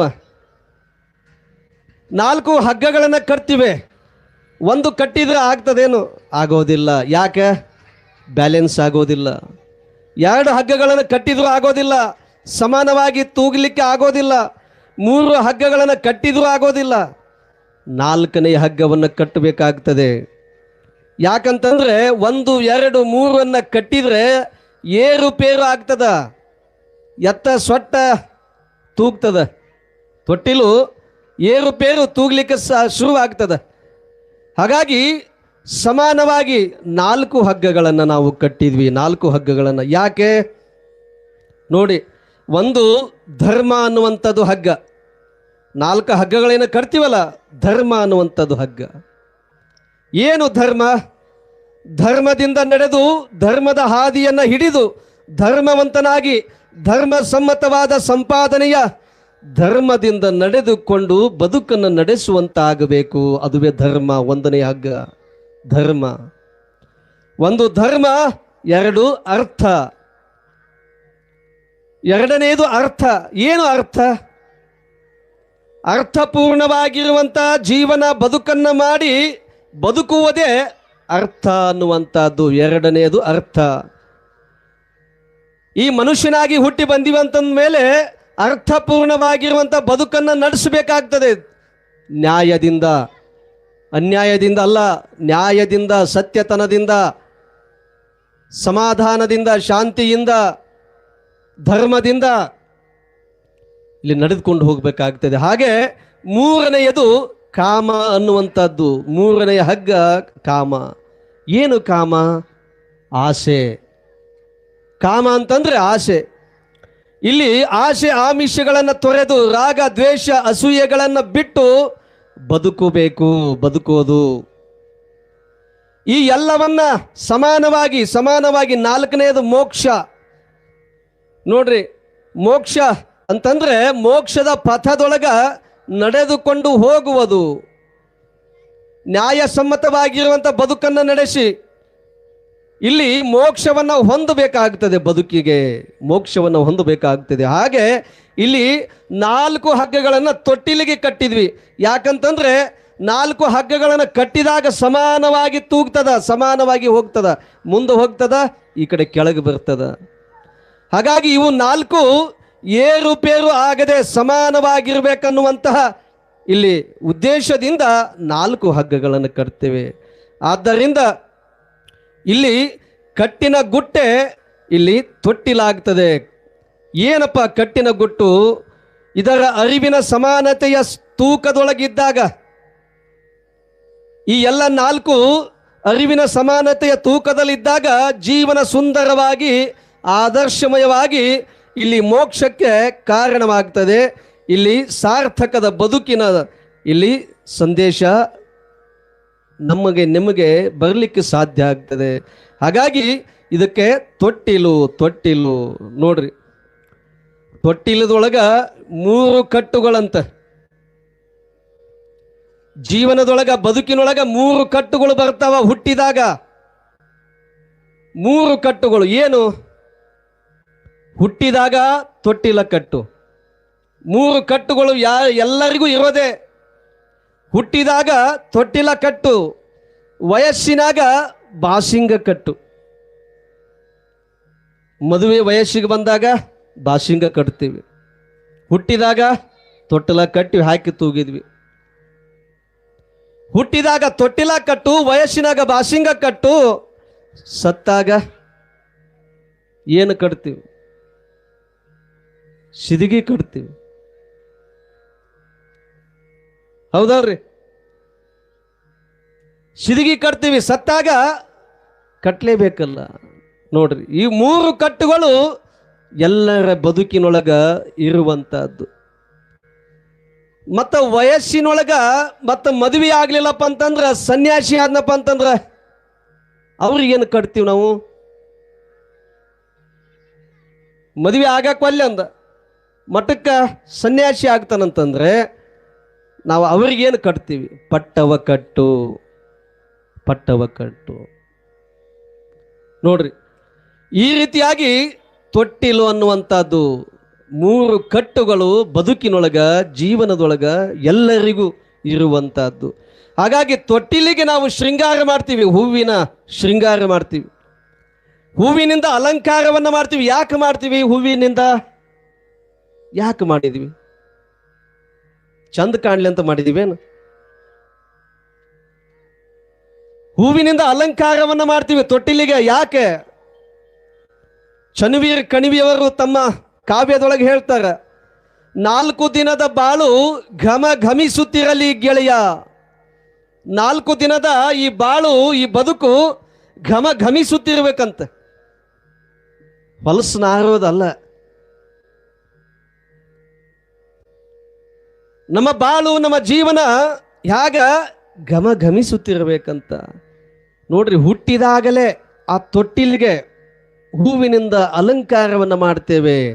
ಆ ತೊಟ್ಟಿಲಿಗೆ ಪರಿಮಳದ ಸುವಾಸನೆ ಸೂಸುವಂಥ ಮೊಗ್ಗೆ, ಮಲ್ಲಿಗೆ, ಜಾಜೆ, ಸಂಪಿಗೆ ಅನ್ನುವಂತಹ, ಸೇವಂತಿಗೆ ಅನ್ನುವಂತಹ ಸುವಾಸನೆಯನ್ನು ಕೊಡುವಂಥ ಇಲ್ಲಿ ಹೂವನ್ನಿಂದ ಅಲಂಕಾರವನ್ನು ಮಾಡಿ, ಹಾಗೆ ಹೂವಿನಿಂದ ಹೇಗೆ ಅಲಂಕಾರವನ್ನು ಮಾಡ್ತೀವಲ್ಲ, ಆ ಹೂವು ಹೆಂಗ ಸುವಾಸನೆಯನ್ನು ಕೊಟ್ಟು ತಾನು ತನ್ನ ಬದುಕನ್ನ ಸಾರ್ಥಕತೆ ಮಾಡಿ, ಪ್ರೀತಿ ಅಮೃತವ ಒಮ್ಮೆ ಸವಿದು ನೋಡ, ಅದೇ ಸ್ವರ್ಗ ಕೀಳ ಮನುಜನಾಗಿ ಬಾಳ. ಒಳಿತು ಮಾಡು ಮನಸ ನೀರುದೆ 3 ದಿವಸ, ಹೇ ಒಳಿತು ಮಾಡು ಮನಸ ನೀರುದೆ 3 ದಿವಸ. ಉಸಿರು ನಿಂತ ಮ್ಯಾಲೆ ನಿನ್ನ ಹೆಸರು ಹೇಳುತ್ತಾರ, ಉಸಿರು ನಿಂತ ಮ್ಯಾಲೆ ನಿನ್ನ ಹೆಸರು ಹೇಳುತ್ತಾರ. ಹೆಣ ಅನ್ನುತ್ತಾರ, ಮಣ್ಣಾಗ ಹೂಳುತ್ತಾರ, ಚಟ್ಟ ಕಟ್ಟುತ್ತಾರ, ನಿನ್ನ ಸುಟ್ಟು ಹಾಕುತ್ತಾರ. ಒಳಿತು ಮಾಡು ಮನಸ ನೀರುದೆ 3 ದಿವಸ, ಹೇ ಒಳಿತು ಮಾಡು ಮನಸ, ಹೇ ಒಳಿತು ಮಾಡು ಮನಸ, ಹೇ ಒಳಿತು ಮಾಡು ಮನಸ ನೀರುದೆ 3 ದಿವಸ. ಒಳಿತು ಮಾಡ ಮನಸ ನೀ ಇರೋದು 3 ದಿವಸ. ನೋಡಿ, ಅನುಭಾವಿ ಕವಿ ಈ ಅನುಭವದ ತತ್ವ ಪದವನ್ನು ಬರೆದ. ಒಳಿತು ಮಾಡ ಮನಸ್ಸ ನೀನಿರೋದು 3 ದಿವಸ. ಉಸಿರು ನಿಂತ ಮೇಲೆ ಹೆಸರು ಹೇಳುತ್ತಾರೆ. ನೋಡಿ, ಉಸಿರು ನಿಂತ ಮೇಲೆ, ಉಸಿರು ಹೋದ ಮೇಲೆ ನೀನು ಒಳ್ಳೆಯ ಕೆಲಸ ಕಾರ್ಯಗಳನ್ನು, ದಾನ ಧರ್ಮಗಳನ್ನು, ಪುಣ್ಯ ಪರೋಪಕಾರದ ಕೆಲಸವನ್ನು ಮಾಡಿದ್ಯಪ್ಪ ಅಂತಂದ್ರೆ ನಿನ್ನ ಉಸಿರು ಹೋದ ಮ್ಯಾಲೇನು ನಿನ್ನ ಹೆಸರನ್ನು ಹೇಳ್ತಾರೆ. ಮತ್ತು ನೀನು ಒಳ್ಳೆಯ ಕೆಲಸ ಕಾರ್ಯಗಳನ್ನು ಮಾಡಲಿಲ್ಲ, ದಾನ ಧರ್ಮ ಪುಣ್ಯ ಪರೋಪಕಾರವನ್ನು ಮಾಡಿಲ್ಲ ಅಂತಂದ್ರೆ ಸತ್ತಾಗನೂ ಹೇಳೋದಿಲ್ಲ, ಇದ್ದಾಗನೂ ಹೇಳೋದಿಲ್ಲ. ನೋಡಿ, ಒಳಿತು ಮಾಡು ಮನಸ್ಸ. ಈ ಹುಟ್ಟಿದಾಗಿನಿಂದ ಹಿಡ್ಕೊಂಡು ಸಾಯುವವರೆಗೆ ನಾವು ಒಂದಿಷ್ಟು ಒಳ್ಳೆಯ ಕೆಲಸವನ್ನು ಮಾಡಬೇಕಾಗ್ತದೆ. ಬದುಕಿನೊಳಗ, ಜೀವನದೊಳಗ ಪರೋಪಕಾರವನ್ನು ಮಾಡಬೇಕಾಗ್ತದೆ. ಇಲ್ಲಿ ಒಬ್ರು ಬಿದ್ದಾರಪ್ಪ ಅಂತಂದ ಮೇಲೆ ಮತ್ತೆ ಒದೆಯೋದಲ್ಲ. ಇಲ್ಲಿ ಒಬ್ಬ ತೆಗ್ಗಿಗೆ ಬಿದ್ದಾನಂದ ಮೇಲೆ ಅದನ್ನು ನೋಡಿ ಹೋಗೋದಲ್ಲ. ಏನು ಮಾಡಬೇಕು? ಸಮೀಪಕ್ಕೆ ಹೋಗಬೇಕು, ಮೇಲೆ ಎತ್ತಬೇಕು, ಮೇಲೆ ಕರ್ಕೊಳ್ಬೇಕು. ನೋಡಿ, ಮೇಲೆ ಕರ್ಕೊಳ್ಬೇಕು, ಬಿದ್ದಂಥವರನ್ನ ಎಬ್ಬಿಸಬೇಕು. ಬಿದ್ದವರನ್ನ ಎತ್ತಲಿಕ್ಕೆ ಬಂದಾತನೇ 12ನೇ ಶತಮಾನದ ಜಗಜ್ಯೋತಿ ಬಸವಣ್ಣ. ಬಿದ್ದವರನ್ನ ಎತ್ತಲಿಕ್ಕೆ ಬಂದಾತ ಬಸವಣ್ಣ. ಯಾರನ್ನು ತಗೊಳ್ಳಿಲ್ಲ, ಹೊಗಳಿಲ್ಲ. ಸಮಾನತೆಯ ಭಕ್ತಿ, ದಾಸೋಹ ಅನುಭವವನ್ನ ನೀಡಿದ ಸಮಾಜಕ್ಕೆ. ನೋಡಿ, ಹಾಗಾಗಿ ತೊಟ್ಟಿಲದೊಳಗ ಹಾಕಿ ನಾವು ಹೆಸರನ್ನು ಇಡ್ತೀವಲ್ಲ, ಅದು ಹೆಸರು ಉಳಿಬೇಕಾಗಿತ್ತಪ್ಪ ಅಂತಂದ್ರೆ ಒಳ್ಳೆಯ ಕೆಲಸ, ಪರೋಪಕಾರ, ಮಹಾತ್ಮರ ಸಂಘವನ್ನ, ಗುರುವಿನ ಸಂಘವನ್ನ, ಸೇವೆಯನ್ನು ಮಾಡಬೇಕಾಗ್ತದೆ, ಗುರುವಿನ ಸೇವೆಯನ್ನು ಮಾಡಬೇಕಾಗ್ತದೆ. ಇಷ್ಟೆಲ್ಲವನ್ನ ಮಾಡಬೇಕಾಗ್ತದೆ ಬದುಕಿನೊಳಗ. ನೋಡ್ರಿ, ನಾಗಲಿಂಗ ನಾಗಲಿಂಗ ಅಂತ ಹೆಸರಿಟ್ರು. ನಾಗಲಿಂಗ ಅನ್ನುವಂಥ ಹೆಸರನ್ನಿಟ್ರು. ಎಷ್ಟೊಂದು ಸ್ವಾರಸ್ಯವಾಗಿದೆ ನೋಡ್ರಿ ಹೆಸರು. ಕೇಳಲಿಕ್ಕೆ ಎಷ್ಟೊಂದು ಖುಷಿ ಆಗ್ತದ. ನಾಗಲಿಂಗ ನಾಗಲಿಂಗ. ತಾಯಿ ಹೆಸರು ನಾಗಲಾಂಬಿಕೆ, ತಂದೆ ಹೆಸರು ಮೌನೇಶ, ಮಗ ನಾಗಲಿಂಗ. ನಾವು ಇಡ್ತೀವಿ ಹೆಸರು. ನಾವು ನೀವು ಮಕ್ಕಳಿಗೆ ಹೆಸರನ್ನು ಇಡ್ತೀವಿ. ಹೆಂಗಿಡ್ತೀವಿ? ಪಿಂಟು ಅಂದರೆ ಕರೆಯಕ್ಕೆ ತ್ರಾಸ ಆಗ್ಬಾರ್ದು, ಕರೆಯುವಾಗ ತ್ರಾಸ ಆಗಬಾರ್ದು. ಎರಡು ಅಕ್ಷರ ಇರ್ಬೇಕು ನೋಡ್ರಿ, ಮುಂದೆ ಇರಲೇಬಾರ್ದು. ಎರಡು ಅಕ್ಷರ ಇರಬೇಕು. ಹೇಗ? ಪಿಂಟು, ಕಿಟ್ಟು, ಪುಟ್ಟು, ಈ ಥರನಾಗಿ ಹೆಸರು ಇಡ್ತೀವಿ ನಾವು. ಪಿಂಟು, ಕಿಟ್ಟು, ಪುಟ್ಟು ಅನ್ನುವಂಥ ಹೆಸರನ್ನು ಇಡ್ತೀವಿ. ಎರಡು ಅಕ್ಷರ ಇರಬೇಕು.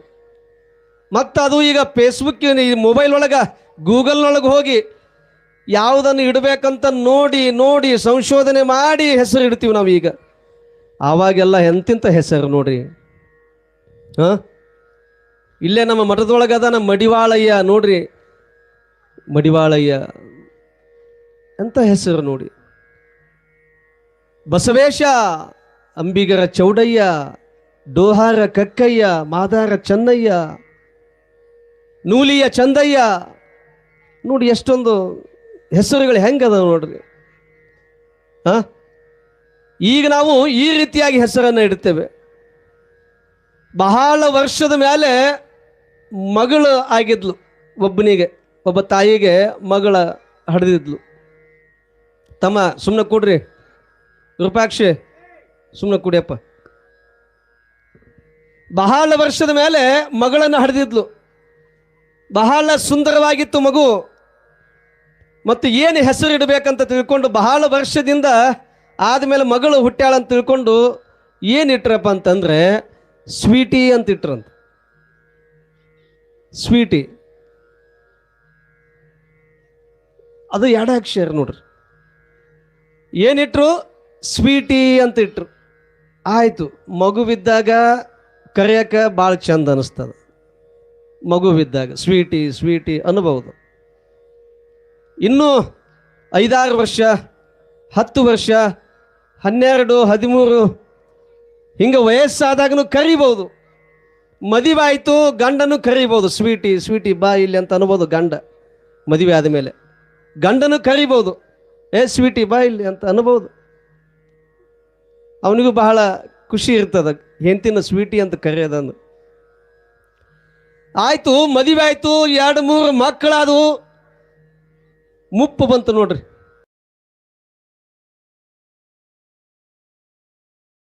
ಅಂತ ಹೆಂಗೆ ಅನ್ಲಿಕ್ಕೆ ಆಗ್ತದೆ? ಹೀಗೆ ಈ ಥರನಾಗಿ ನಾವು ಹೆಸರನ್ನು ಇಡ್ತೇವೆ.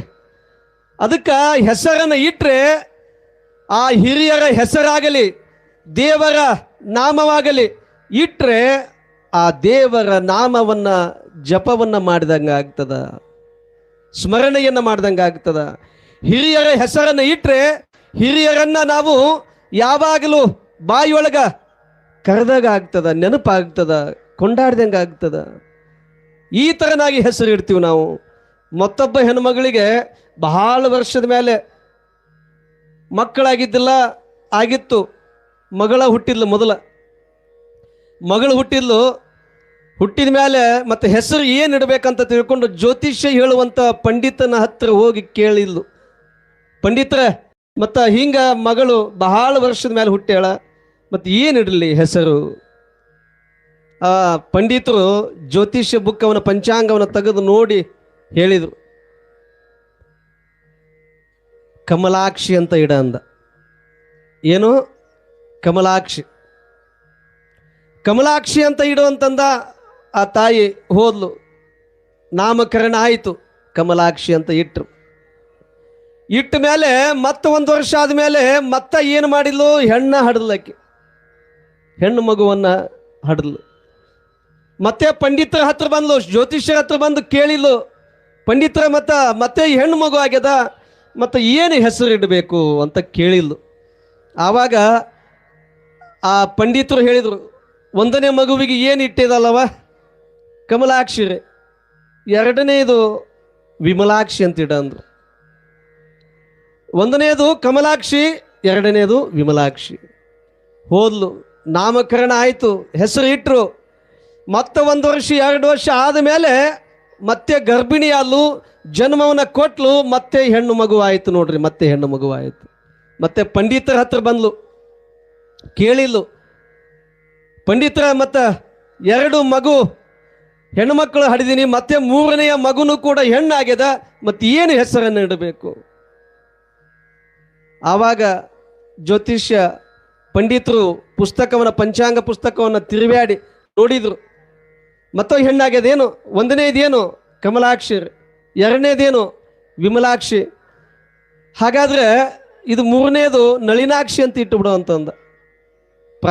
ಪ್ರಾಸಬದ್ಧವಾಗಿ ಕಮಲಾಕ್ಷಿ, ವಿಮಲಾಕ್ಷಿ, ನಳಿನಾಕ್ಷಿ. ಮತ್ತ ಈಕೆ ಸುಮ್ಮನೆ ಇರಲಿಲ್ಲ, ಗಂಡು ಮಗು ಬೇಕಂತ ತಿಳ್ಕೊಂಡು ಹಾಗೆ ಬದುಕನ್ನು ನಡೆಸಿದ್ರು. ಬದುಕು ಸಾಗಿತ್ತು. ಮತ್ತೆ 2 ವರ್ಷ ಕಳೆದ ಮೇಲೆ ಮತ್ತೊಂದು ಮಗು ಆಯ್ತು. ನೋಡ್ರಿ, ಅದು ಯಾವುದು? 4ನೇ ಮಗು ಹೆಣ್ಣ.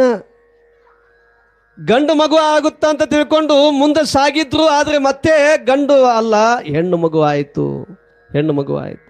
ಮತ್ತೆ ಪಂಡಿತರ ಹತ್ರ ಬಂದ್ಲು, ಕೇಳಿದ್ಲು, ಪಂಡಿತರೇ ಮತ್ತೆ 4ನೆಯ ಮಗುನು ಕೂಡ ಹೆಣ್ಣಾಗ್ಯದ, ಮತ್ತೆ ಏನು ಹೆಸರು ಇಡಬೇಕು? ಅವನಿಗೂ ತಲೆ ಕೆಟ್ಟುಬಿಟ್ಟಿತ್ತು.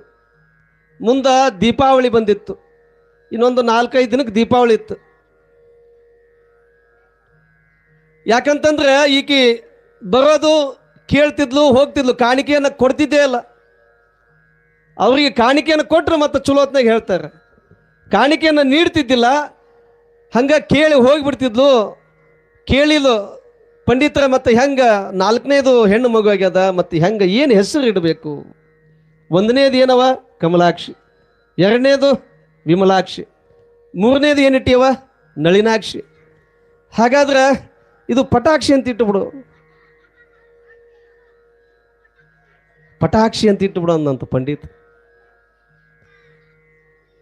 ಪ್ರಾಸಬದ್ಧವಾಗಿ ಹೆಸರನ್ನ ಇಡ್ತೇವೆ ನಾವು, ಪ್ರಾಸಬದ್ಧವಾಗಿ ಕಮಲಾಕ್ಷಿ, ವಿಮಲಾಕ್ಷಿ, ನಳಿನಾಕ್ಷಿ, ಪಟಾಕ್ಷಿ. ಹೀಗೆಲ್ಲ ನಾವು ಹೆಸರನ್ನ ಹುಡುಕಿ ಇಡ್ತೀವಿ, ಗೂಗಲ್ ಒಳಗೆ ಹೋಗಿ ನೋಡಿ ಇಡ್ತೀವಿ.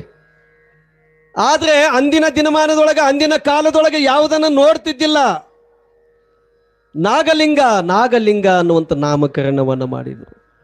ಆ ನಾಗಲಿಂಗ ಇಲ್ಲಿ ಶಿಶುವಾಗಿ, ನಾಗಲಿಂಗ ಪ್ರತಿದಿನ ತನ್ನ ಬಾಲ ಲೀಲೆಗಳನ್ನು ತೋರುತ್ತಾ, ಇಲ್ಲಿ ತಾಯಿಯಾಗಿರುವಂಥವಳು ನಾಗಲಾಂಬಿಕೆ ಇಲ್ಲಿ ಅಂದದಿಂದ ಚಂದದಿಂದ ಆ ಮಗುವನ್ನ, ಶಿಶುವನ್ನ, ನಾಗಲಿಂಗನನ್ನ ಬೆಳೆಸ್ತಾ ಇದ್ದಾಳೆ. ಹೇಗೆ ಲಾಲನೆ ಪಾಲನೆಯನ್ನ ಮಾಡ್ತಾ, ಮಗುವನ್ನ ಮುದ್ದಾಡುತ್ತಾ, ಇಲ್ಲಿ ಸಕಲರಿಗೂ ಆನಂದವನ್ನ ನೀಡುವಂತ ನಾಗಲಿಂಗ ಆ ಮನೆಯ ತುಂಬೆಲ್ಲ ಓಡಾಡ್ತಿದ್ದ, ಹರಿದಾಡ್ತಿದ್ದ. ಮಂಡೆಯನ್ನ ಊರಿ ಮನೆಯ ತುಂಬೆಲ್ಲ ಓಡಾಡ್ತಿದ್ದ ನಾಗಲಿಂಗ.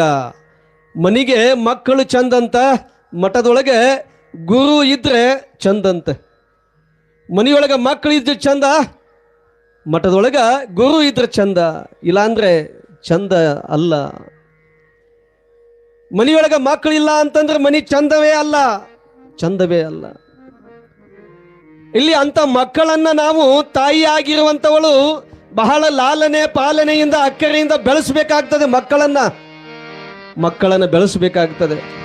ಕೂಸ ಇದ್ದ ಮನಿಗೆ ಬೀಸಣಕಿ ಆತಕ್ಕ, ಕೂಸ ಕಂದಯ್ಯ ಒಳಗೊರಗ, ಕೂಸ ಕಂದಯ್ಯ ಒಳಗೊರಗ ಆಡಿದರ ಬೀಸಣಕಿ ಗಾಳಿ ಸುಳುದಾವ. ಆಡಿ ಬಾನನ ಕಂದ ಅಂಗಾಲ ತೊಳೆದೇನ, ಆಡಿ ಬಾನನ ಕಂದ ಅಂಗಾಲ ತೊಳೆದೇನ ತೆಂಗಿನಕಾಯಿ ತಿಳನೀರ ತೆಂಗಿನಕಾಯಿ ತಿಳನೀರ ತಕ್ಕೊಂಡು ಬಂಗಾರದ ಮೊಗವ ತೊಳೆದೇನ ಬಂಗಾರದ ಮೊಗವ ತೊಳೆದೇನ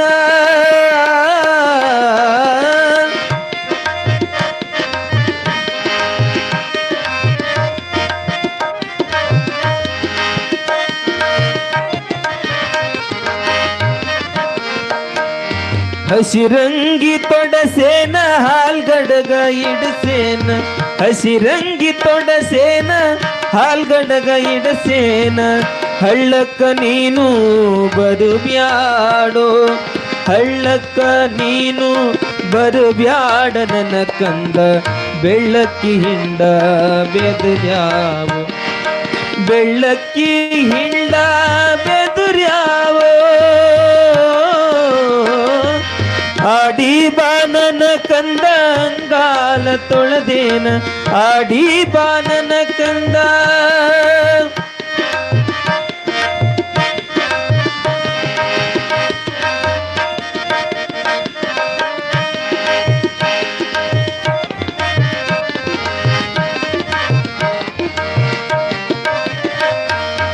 ಆಚಾರ ಕರಸಾಗು ನೀತಿಗೆ ಪ್ರಭುವಾಗು ಆಚಾರ ಕರಸಾಗು ನೀತಿಗೆ ಪ್ರಭುವಾಗು ಮಾತಿನಲ್ಲಿ ಚೂಡಾಮಣಿಯಾಗು ಮಾತಿನಲ್ಲಿ ಚೂಡಾಮಣಿಯಾಗು ನನ್ನ ಕಂದ ಜ್ಯೋತಿಯೇ ಆಗು ಜಗಕ್ಕೆಲ್ಲ ಜ್ಯೋತಿಯೇ ಆಗು ಜಗಕ್ಕೆಲ್ಲ ಆಡಿ ಬಾನನ ಕಂದ ಅಂಗಾಲ ತೊಳೆದೇನ ಆಡಿ ಬಾನನ ಕಂದ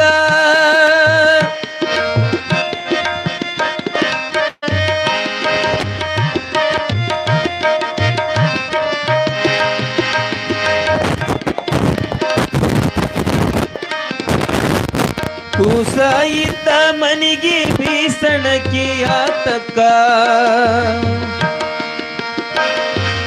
ಕೂಸ ಇದ್ದ ಮನಿಗೆ ಬೀಸಣಕಿ ಆತಕ್ಕ ಕೂಸ ಕಂದಯ್ಯ ಒಳಗೊರಗ ಕೂಸ ಕಂದಯ್ಯ ಒಳಗೊರಗ ಆಡಿದರ ಬೀಸಣಕಿ ಗಾಳಿ ಸುಳುದಾವ ಬೀಸಣಕಿ ಗಾಳಿ ಸುಳುದಾವೋ ಆಡಿ ಬಾನನ ಕಂದ ಅಂಗಾಲ ತೊಳೆದೇನ ಆಡಿ ಬಾನನ ಕಂದ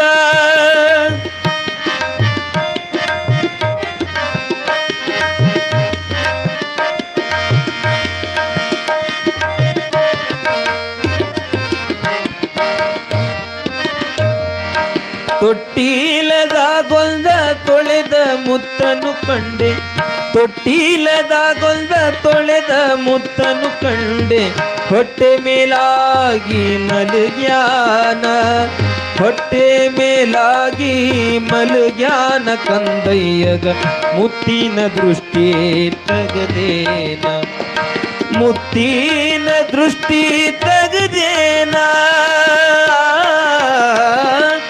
ಆಡಿ ಬಾನನ ಕಂದ ಅಂಗಾಲ ತೊಳೆದೇನ ಆಡಿ ಬಾನನ ಕಂದ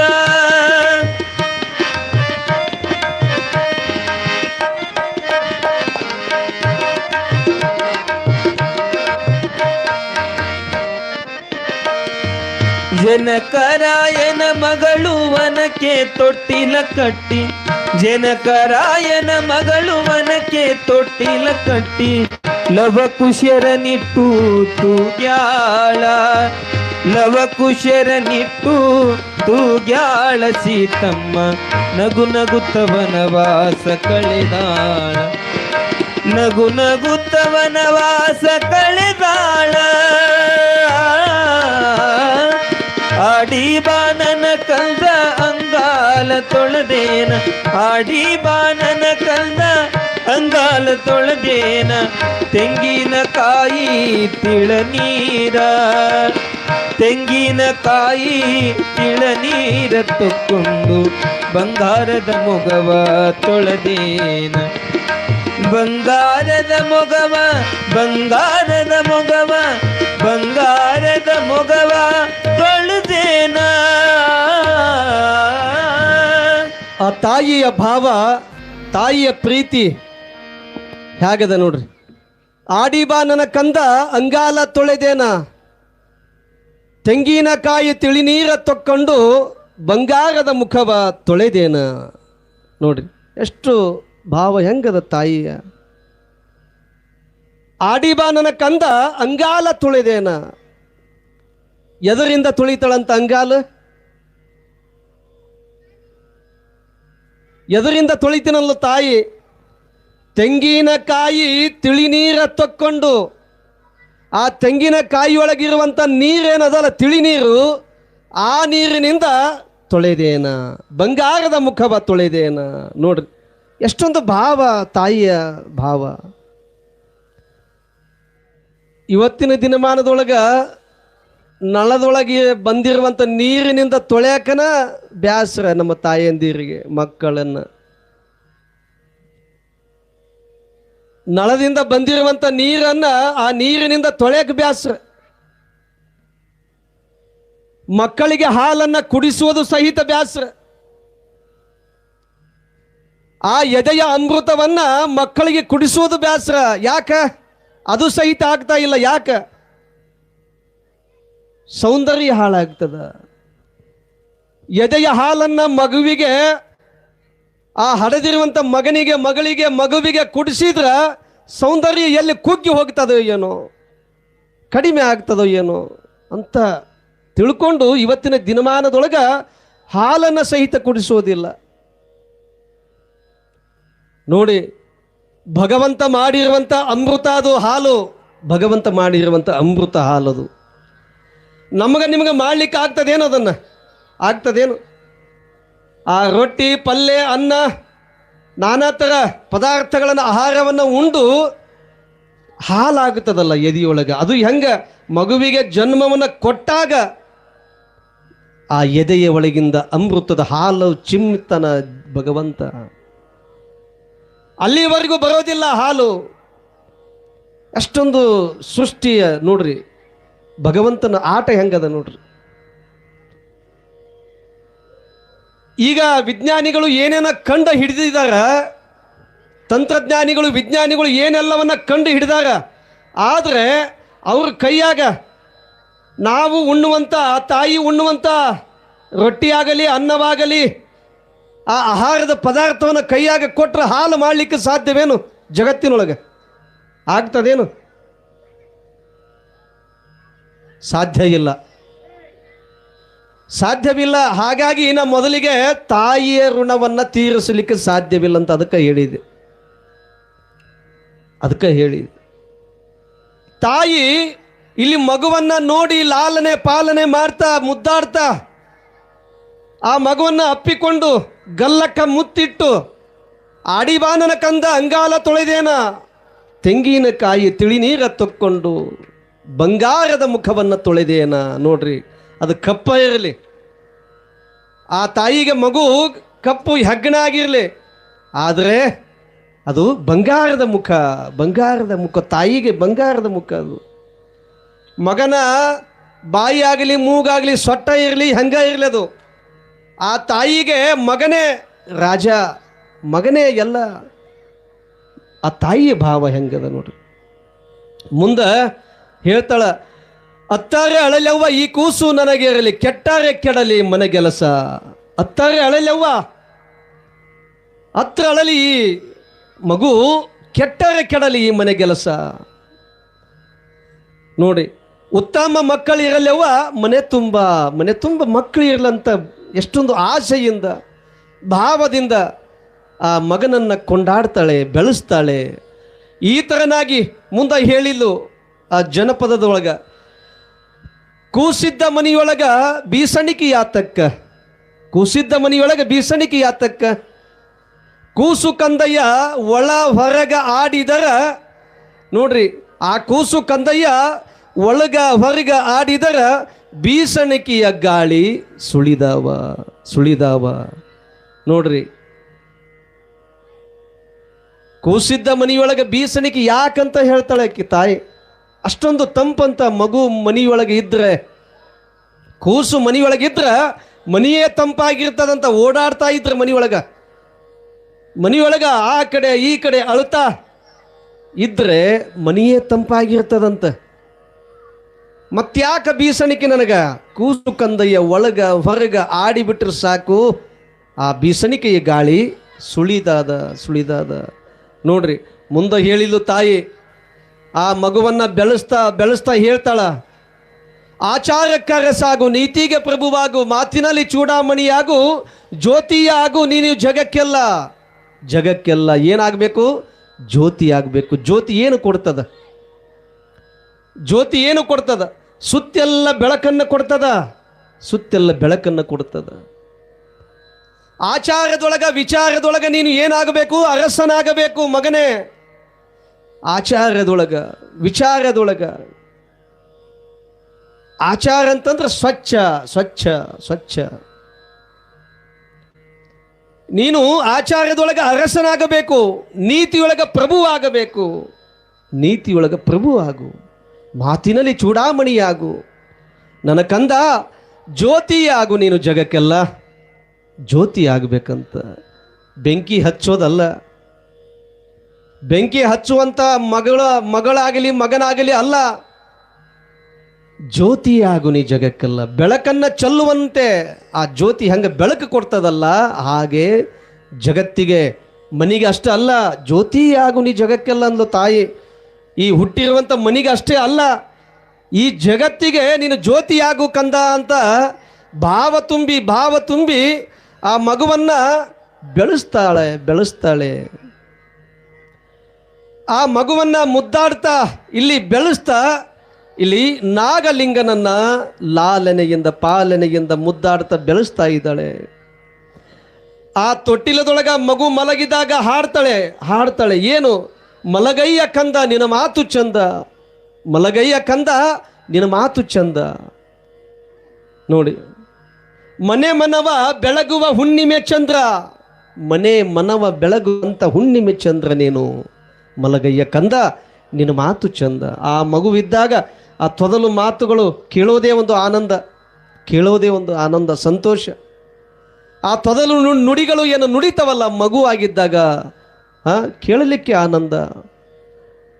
ನೋಡ್ರಿ, ಆ ಮಗುವಿದ್ದಾಗ ಅದರ ಅಂಗಾಲೆ ಹೆಂಗಿರ್ತದ ನೋಡಿ. ಮಗುವಾಗಿದ್ದಾಗ ನಾವಾಗಲಿ ನೀವಾಗಲಿ ಮಗುವಿದ್ದಾಗ ಹೆಂಗಿದ್ದು ಅಂಗಾಲು, ಈಗ ನಮಗೆ ಹೆಂಗಾಗ್ಯಾವ ನೋಡಿಕೊಡ್ರಿ ಹೆಂಗದವು. ಮಗುವಾಗಿದ್ದಾಗ ಹೆಂಗಿತ್ತು, ಈಗ ಹೆಂಗದ ನೋಡ್ರಿ. ಯಾಕೆ? ಎಲ್ಲಿ ಹೋಗಬಾರ್ದು ಜಗಕ್ಕ ಹೋಗ್ತೇವೆ, ಎಲ್ಲಿ ಹೋಗಬಾರ್ದು ಅಂತ ಏನು ಹೇಳ್ತೀವಲ್ಲ ಅಂತ ಜಾಗಕ್ಕೆ ಹೋಗ್ತೇವೆ. ಮತ್ತು ಏನಾಗಬಾರ್ದು ಅಂಗಾಲು. ಹಾಗಾಗಿ ಅಂತ ಅಂಗಾಲನ್ನ ತಿಳಿನೀರಿನಿಂದ ತೆಂಗಿನಕಾಯಿ ಒಳಗಿರುವಂಥ ತಿಳಿನೀರಿನಿಂದ ತೊಳಿತಾಳಂತ ನೋಡಿ ತಾಯಿ. ಆ ತಾಯಿಯ ಭಾವ ಎಷ್ಟೊಂದು ಪವಿತ್ರವಾಗಿರುವಂಥದ್ದು. ಹಾಗಾಗಿ ಇಲ್ಲಿ ಮನೆಯ ತುಂಬೆಲ್ಲ ಓಡಾಡುತ್ತಾ ಆಟವನ್ನು ಆಡುತ್ತಾ ನಗಿಸುತ್ತಾ ಅಲಿಸುತ್ತಾ ಬಾಲ್ಯ ಜೀವನವನ್ನು ಕಳೀತಾ ಇದ್ದಾನೆ, ದಾಟುತ್ತಾ ಇದ್ದಾನೆ. ಯಾರು? ನಾಗಲಿಂಗ. ಇಲ್ಲಿ ಬಾಲ್ಯ ಜೀವನವನ್ನು ಕಳೀತಾ ಇಲ್ಲಿ ನೋಡಿ ಈ ಮೊಣಕಾಲನ್ನು ಊರಿ ಆ ಕಡೆ ಈ ಕಡೆ ಓಡಾಡುತ್ತಾ ಬಾಗಿಲ ಹೊಸ್ತಿಲವನ್ನು ದಾಟ್ತಾನೆ. ತಾಯಿಗೆ ಆನಂದ ಆಗ್ತದ, ಖುಷಿ ಆಗ್ತದ. ಮಗು ಆ ಹೊಸ್ತಿಲನ್ನು ದಾಟಿದ್ರೆ ಎಷ್ಟು ಆನಂದ ಆಗ್ತದ. ಯಾಕೆ? ನನ್ನ ಮಗ ಬಾಗಿಲವನ್ನು ದಾಟಿದ, ಇನ್ನು ದೊಡ್ಡವನಾದ ಅಂತ ತಿಳ್ಕೊಂಡು ಆನಂದ ಆಗ್ತದ. ಒಂದು ಕಾಯಿ ಹೊಡೆಯುವಂಥ ಪದ್ಧತಿ ಅದ, ಒಂದು ಕಾಯಿ ಹೊಡಿತಾರೆ. ತದನಂತರ ಇಲ್ಲಿ ನಾಗಲಿಂಗ ಇಲ್ಲಿ ಗೋಡೆಯನ್ನು ಹಿಡಿದು ಇಲ್ಲಿ ನಡೆಯನ್ನು ಕಲಿತಾ ಗೋಡೆಯನ್ನು ಹಿಡಿತಾ ನಡೆಯನ್ನು ಕಲಿತಾ ಇದ್ದಾನೆ. ನಡೀತಾ ಇದ್ದಾನೆ. ತನ್ನ ತೊದಲು ನುಡಿಗಳಿಂದ ತಂದೆ ತಾಯಿಗಳಿಗೆ ಆನಂದವನ್ನು ನೀಡಿ ಇಲ್ಲಿ ಆಟ ಪಾಠವನ್ನು ಆಡ್ತಾ ಇಲ್ಲಿ ದೊಡ್ಡವನಾಗಿದ್ದಾನೆ. ನವಲಗುಂದದ ನಾಗಲಿಂಗ ಇಲ್ಲಿ ದೊಡ್ಡವನಾಗ್ತಾ ಇದ್ದಾನೆ. 3 ವರ್ಷ ಆಗಿದೆ. 3 ವರ್ಷ ಕಳೆದು 4 ವರ್ಷಕ್ಕೆ ಕಾಲನ್ನು ಇಟ್ಟಿದ್ದಾನೆ. ಇಲ್ಲಿ ಆ ವಯಸ್ಸಿನ ಹುಡುಗರೊಂದಿಗೆ, ಆ ಬಾಲ್ಯದೊಳಗ ಹುಡುಗರೊಂದಿಗೆ ಆಟವನ್ನು ಪಾಠವನ್ನು ಆಡ್ತಾ ಇಲ್ಲಿ ಸಮಯವನ್ನು ಕಳೀತಾ 5 ವರ್ಷಕ್ಕೆ ಕಾಲಿಟ್ಟಿದ್ದಾನೆ, ಪಾದಾರ್ಪಣೆ ಮಾಡಿದ್ದಾನೆ ನಾಗಲಿಂಗ. 5 ವರ್ಷಕ್ಕೆ ಪಾದಾರ್ಪಣೆ ಮಾಡಿದ್ದಾನೆ. ಇಲ್ಲಿ 5 ವರ್ಷದವನಾಗಿದ್ದಾನೆ, ಬೆಳೆದು ನಿಂತಿದ್ದಾನೆ ನವಲಗುಂದದ ನಾಗಲಿಂಗ. ಮುಂದೆ ಆ ತಂದೆಗೆ ತಾಯಿಗೆ ವಿಚಾರ ಬರ್ತದೆ, ಏನು 5 ವರ್ಷ ನನ್ನ ಮಗನಿಗೆ ಕಳೆದಾದ, ಮತ್ತು ಶಾಲೆಗೆ ಕಳಿಸ್ಬೇಕಲ್ಲ, ಶಾಲೆಗೆ ಕಳಿಸ್ಬೇಕು. ಆ ಶಾಲೆಗೆ ಕಳಿಸ್ಬೇಕಂತ ತಿಳ್ಕೊಂಡು ಗುರುಗಳ ಹತ್ತಿರ ಹೋಗಿ ಕರ್ಕೊಂಡು ಹೋಗ್ತಾರೆ ನಾಗಲಿಂಗನನ್ನು. ಗುರುಗಳ ಹತ್ತಿರ ಹೋಗಿ ವಿದ್ಯಾ ಬುದ್ಧಿಯನ್ನು ಕೊಡುವಂಥ ಗುರುಗಳಿಗೆ ಹೋಗಿ ಶಾಲೆಗೆ ಹಚ್ಚಬೇಕು ನಾಗಲಿಂಗನನ್ನಂತ ತಿಳ್ಕೊಂಡು ಕರ್ಕೊಂಡು ಹೋಗಿ ಆ ಗುರುಗಳನ್ನು ಭೇಟಿ ಮಾಡಿದಾಗ ಅಲ್ಲಿ ಬಿಟ್ಟು ಬರ್ತಾರೆ. ಯಾರು? ತಂದೆ ತಾಯಿ ಮೌನೇಶ ಮತ್ತು ನಾಗಲಾಂಬಿಕೆ. ಆ ಮಗನನ್ನು ಬಿಟ್ಟು ಬರ್ತಾರೆ ಗುರುಗಳ ಹತ್ತಿರ ಶಾಲೆಗೆ ಹೋಗಿ. ಆಗ ಮೊದಲಿಗೆ ಗುರುಗಳು ನಾಗಲಿಂಗನಿಗೆ ಅಕ್ಷರ ಅಭ್ಯಾಸವನ್ನು ಮಾಡಿಸ್ತಾರೆ. ಏನು? ಓಂಕಾರ ಅನ್ನುವಂಥ ಅಕ್ಷರವನ್ನು ಹಾಕಿಕೊಟ್ಟು ತಿದ್ದು ನಾಗಲಿಂಗ ಅಂತ ಹೇಳಿದರು. ಆ ಪಾಟಿಯೊಳಗ ಓಂ ಅನ್ನುವಂಥ ಅಕ್ಷರವನ್ನು ಬರೆದು ಇದನ್ನು ತಿದ್ದು ಅಂತ ನಾಗಲಿಂಗನಿಗೆ ಗುರುಗಳು ಹಾಕಿಕೊಟ್ರು. ಇಲ್ಲಿ ನಾಗಲಿಂಗ ಹೇಳ್ತಾನೆ ಗುರುಗಳಿಗೆ, ಏನು ಹೇಳಿದ? ಗುರುಗಳೇ, ಮತ್ತು ಓಂ ಅನ್ನುವಂಥ ಅಕ್ಷರವನ್ನು ಹಾಕಿಕೊಟ್ರಿ, ಆದರೆ ಓಮು ಹೆಂಗ ಹುಟ್ಟಿತದ, ಹೆಂಗೆ ಹುಟ್ಟಿಕೊಳ್ತು ಅಂತ ಪ್ರಶ್ನೆ ಮಾಡಿದ. 5 ವರ್ಷದ ಬಾಲಕನಿದಾನೆ ನಾಗಲಿಂಗ. ಗುರುಗಳಿಗೆ ಎದುರುತ್ತರವಾಗಿ ಪ್ರಶ್ನೆಯನ್ನು ಮಾಡ್ತಾನ. ಸಾಧ್ಯವೇನು? ಇದಕ್ಕೆ ಬಾಲಲೀಲೆ ಅನ್ನುವಂಥದ್ದು. ಇದು ಹೇಗೆ ಹುಟ್ಟಿತು ಅಂತ ಕೇಳಿದ ನಾಗಲಿಂಗ. ನಾಗಲಿಂಗ ಹೇಳಿದ್ದಕ್ಕಾಗಿ ಆ ಗುರುಗಳಿಗೆ ಗೊತ್ತಿತ್ತು, ಇವ ಒಬ್ಬ ಅವಧೂತ ಸಂತನಾಗಿ ಮುಂದೆ ನಾಡನ್ನು ಬೆಳಗುತ್ತಾನೆ ಅನ್ನುವಂತಹ ಆ ಅರಿವು ಗುರುಗಳಿಗಿತ್ತು. ಆ ಪ್ರಶ್ನೆಯನ್ನು ಮಾಡಿರುವಂಥ ನಾಗಲಿಂಗನಿಗೆ ಗುರುಗಳು ಹೇಳ್ತಾರೆ, ಗೊತ್ತಿದ್ರೂ ಕೂಡ ನಾಗಲಿಂಗನ ಒಳಗೆ ಇರುವಂಥ ಜ್ಞಾನ, ಆ ಜ್ಞಾನ ಹೊರಗೆ ಬರಬೇಕು ಅಂತ ತಿಳ್ಕೊಂಡು ಗುರುಗಳು ಹೇಳಿದರು, ಯಪ್ಪ ನನಗೆ ಗೊತ್ತಿಲ್ಲ, ನನಗೆ ಗುರುಗಳು ಮೊದಲು ಹೆಂಗೆ ಹಾಕಿಕೊಟ್ಟಿದ್ದಾರೆ ಅದನ್ನು ನಾನು ನಿನಗೆ ಹಾಕಿಕೊಟ್ಟಿನಿ ಅಂತ ಗುರುಗಳು ಹೇಳಿದರು. ನಾಗಲಿಂಗ ಹೇಳ್ತಾನೆ, ಅಕಾರ ಉಕಾರ ಮತ್ತು ಮಕಾರವನ್ನು ಒಳಗೊಂಡಿರುವಂಥ ಇದು ಅಕ್ಷರವೇ ಓಂ ಅನ್ನುವಂಥ ಅಕ್ಷರ ಹುಟ್ಟಿಕೊಳ್ತು ಅಂತ ತಿಳ್ಕೊಂಡು ನಾಗಲಿಂಗ ಗುರುಗಳಿಗೆ ಉತ್ತರವನ್ನು ಕೊಟ್ಟನಂತ. ನೋಡಿ, ಗುರುಗಳಿಗೆ ಪ್ರಶ್ನೆಯನ್ನು ಮಾಡಿ ತಾನೇ ಉತ್ತರವನ್ನು ಕೊಟ್ಟ. ಇಲ್ಲಿ ಗುರುಗಳು ನಾಗಲಿಂಗನಿಗೆ ದೊಡ್ಡಾತನಿದೆಯಪ್ಪ, ನೀನು ಸಾಮಾನ್ಯನಲ್ಲ ಅಂತ ತಿಳ್ಕೊಂಡು, ಆದರೂ ಕೂಡ ಲೋಕಾರೂಢಿಯಂತೆ ಪದ್ಧತಿಯಂತೆ ಇಲ್ಲಿ ಗುರುಗಳು ಆ ನಾಗಲಿಂಗನಿಗೆ ಇಲ್ಲಿ ವಿದ್ಯಾ ಅಭ್ಯಾಸವನ್ನು ಮಾಡಿಸುತ್ತಾ ಇಲ್ಲಿ ನಿತ್ಯ ಶಾಲೆಗೆ ಬಂದು ಗುರುಗಳು ಹೇಳಿಕೊಟ್ಟಿರುವಂಥ ಆ ವಿದ್ಯಾಭ್ಯಾಸವನ್ನು ಮಾಡತೊಡಗಿದ ನಾಗಲಿಂಗ. ಮುಂದೆ ಇಲ್ಲಿ 5 ವರ್ಷ ಅಲ್ಲ, 3 ವರ್ಷಗಳ ಕಾಲ ವಿದ್ಯಾ ಬುದ್ಧಿಯನ್ನು ಕಲಿತಿರುವಂಥ ನಾಗಲಿಂಗ ಇಲ್ಲಿ 8ನೆಯ ವರ್ಷಕ್ಕೆ ಕಾಲಿಟ್ಟಿದ್ದಾನೆ. 8ನೆಯ ವರ್ಷ ಆಗಿದೆ. 8 ವರ್ಷದವನಾಗಿದ್ದಾನೆ ನಾಗಲಿಂಗ. ವಿದ್ಯೆಯೇ ಬಾಳಿನ ಬೆಳಕು, ವಿದ್ಯೆ ಇಲ್ಲದ ಅವನ ಬಾಳು ಅದು ಕೊಳಕು ಅಂತ ಹೇಳ್ತಾರೆ. ಪ್ರತಿಯೊಬ್ಬ ಮನುಷ್ಯನಿಗೆ ವಿದ್ಯೆ ಬೇಕಾಗ್ತದೆ. ವಿದ್ಯೆ ಇಲ್ಲದವನ ಬಾಳು ಕೊಳಕು, ವಿದ್ಯೆ ಬೇಕು ನೋಡಿ. ಹಾಗಾಗಿ ಅಂಥ ವಿದ್ಯಾ ಬುದ್ಧಿಯನ್ನು ಸಂಪಾದನೆಯನ್ನು ಮಾಡಿಕೊಂಡ 3 ವರ್ಷಗಳ ಕಾಲ ಶಾಲೆಗೆ ಹೋಗಿ ವಿದ್ಯೆಯನ್ನು ಕಲಿತಾ ಇಲ್ಲಿ 8 ವರ್ಷದವನಾಗಿದ್ದಾನೆ ನಾಗಲಿಂಗ. ಮುಂದೆ 8 ವರ್ಷದವನಾದ ಮೇಲೆ ಇಲ್ಲಿ ಅಂತರಂಗದೊಳಗ ಆತನೊಳಗ ಏನು ಹುಟ್ಟಿಕೊಳ್ತದಂತಂದ್ರೆ ಆಧ್ಯಾತ್ಮದ ಕಡೆಗೆ ಒಲವು ನಾಗಲಿಂಗನಿಗೆ. 8 ವರ್ಷದವನಾಗಿದ್ದಾನಲ್ಲ, ಅವನೊಳಗ ಅಂತರಂಗದೊಳಗ ಆಧ್ಯಾತ್ಮದ ಕಡೆಗೆ ಒಲವು, ವೈರಾಗ್ಯದ ಕಡೆ ಒಲವು, ನೋಡಿ, 8 ವರ್ಷದವನ ಬಾಲಕನಿದ್ದಾಗಲೇ ಇಷ್ಟೆಲ್ಲ ನೋಡ್ರಿ, ಸಾಧ್ಯವೇನಿದು? 18ನೇ ವಯಸ್ಸಿನೊಳಗೂ ಸಹಿತ ಅಕ್ಕ ಮಹಾದೇವಿ ಮನೆಯನ್ನು ಬಿಟ್ಲು ಅಂತ. ಅಕ್ಕ ಮಹಾದೇವಿ 18ನೇ ವಯಸ್ಸಿನೊಳಗೆ ಅದು ಹೆಂಗ ಮನೆಯನ್ನು ಬಿಡ್ತಾಳಂತಂದ್ರೆ, ಅರೆ ಬತ್ತಲೆಯಾಗಿ ಮನೆಯನ್ನು ಬಿಟ್ಟು ಕಲ್ಯಾಣಕ್ಕೆ ಹೋಗ್ಬೇಕಂತ ಹೊಂಟ್ಲು. ನೋಡಿ, ಸಿದ್ಧಾರೂಢನು ಕೂಡ 7ನೇ ವಯಸ್ಸಿನೊಳಗ 7-8ನೇ ವಯಸ್ಸಿನೊಳಗನೆ ಮನೆಯನ್ನು ಬಿಡ್ತಾನೆ ಸಿದ್ಧಾರೂಢ. ನೋಡಿ, ಎಲ್ಲ ಮಹಾತ್ಮರೇ ಹೀಗೆ. ಇಲ್ಲಿ ನಮ್ಮ ಪುರಾಣ ಚರಿತ್ರ ನಾಯಕನಾಗಿರುವಂಥ ನಾಗಲಿಂಗನ ಕೂಡ 8 ವರ್ಷದವನಾಗಿದ್ದಾನೆ. ಇಲ್ಲಿ ನೋಡಿ, ಮುಂದೆ ಎಂಥ ಪ್ರಸಂಗ ಬರ್ತದೆ ಅನ್ನುವಂಥದ್ದು ನೋಡ್ರಿ ಹೇಗದ ಅಂತಂದ್ರೆ, ಇಲ್ಲಿ ಅವನ ಅಂತರಂಗದೊಳಗ ಇಲ್ಲಿ ಮನೆಯನ್ನ ತ್ಯಜಿಸಬೇಕು, ಮನೆಯನ್ನ ಬಿಟ್ಟು ಹೋಗಬೇಕು, ನಾನು ಲೋಕ ಸಂಚಾರವನ್ನು ಮಾಡ್ತಾ ಹೋಗ್ಬೇಕನ್ನುವಂಥ ಆ ಅಂತರಂಗದೊಳಗ ಅಲ್ಲಿ ಉಕ್ಕಿ ಬರ್ತಾ ಇದೆ, ಅವನೊಳಗ ಉಕ್ಕಿ ಬರಕತ್ತದ. ಹಾಗೆ ಇಲ್ಲೊಂದು ಸುಯೋಗ ಕೂಡಿ ಬರ್ತದ. ತಾಯಿ ಆಜ್ಞೆಯನ್ನು ಪಡೆದುಕೊಂಡು ಹೋಗ್ಬೇಕಲ್ಲ, ಆ ಒಂದು ಸುಯೋಗ ಕೂಡಿ ಬರ್ತದ. ಏನು? ಇಲ್ಲಿ ಶಾಲೆಗೆ ಹೋಗಿ ಮನೆಗೆ ಬಂದಿದ್ದಾನೆ ನಾಗಲಿಂಗ, ಹಸಿವಿನಿಂದ ಮನೆಗೆ ಬಂದಾನ. ಶಾಲೆಗೆ ಹೋಗಿ ಮನೆಗೆ ಬಂದಾನ, ಊಟ ಮಾಡಬೇಕಂತ ತಿಳ್ಕೊಂಡು ಹಸಿವಿನಿಂದ ಈ ಮನೆಯೊಳಗ ತಾಯಿ ಸ್ನಾನವನ್ನು ಮಾಡಕತ್ತಾಳ, ಮನೆಯೊಳಗ ಸ್ನಾನವನ್ನು ಮಾಡ್ಲಿಕ್ಕತ್ತಾಳ.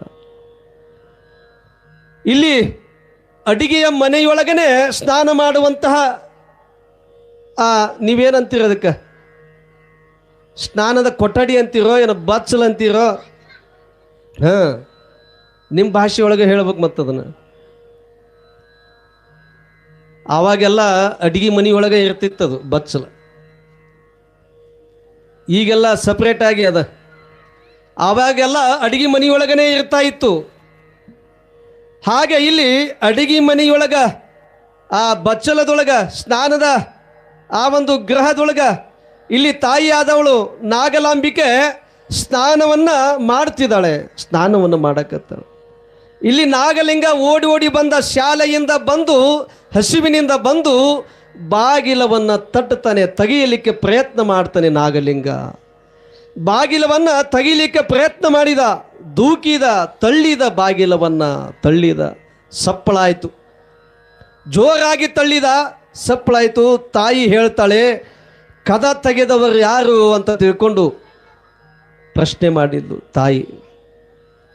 ಕದವನ್ನು ತೆಗೆಯುತ್ತಿರುವವರು ಯಾರು? ನಾಗಲಾಂಬಿಕೆ ಅಂದ್ಲು.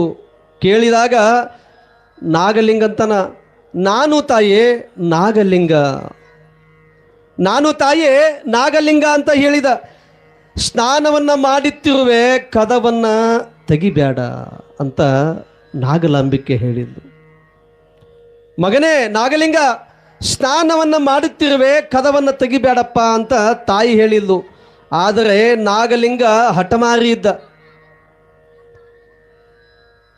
ಆ ನಾಗಲಿಂಗ ಹೇಳ್ತಾನೆ, ತಾಯೇ, ನಿನ್ನ ಗರ್ಭದಿಂದಲೇ ಉದಯಿಸಿ ಬಂದಿರುವ ಮಗನೇ ನಾನು. ಈಗಿರುವಾಗ ನಾನು ಒಳ ಬಂದರೆ ಏನಾಗುವುದು? ನಾನು ಬಂದಿರುವಂಥ ಆ ಮಾರ್ಗವನ್ನು ನೋಡಿದರೆ ಏನಾಗ್ತದ ಅಂತ ತಿಳ್ಕೊಂಡು ಪ್ರಶ್ನೆ ಮಾಡಿದ ನಾಗಲಿಂಗ.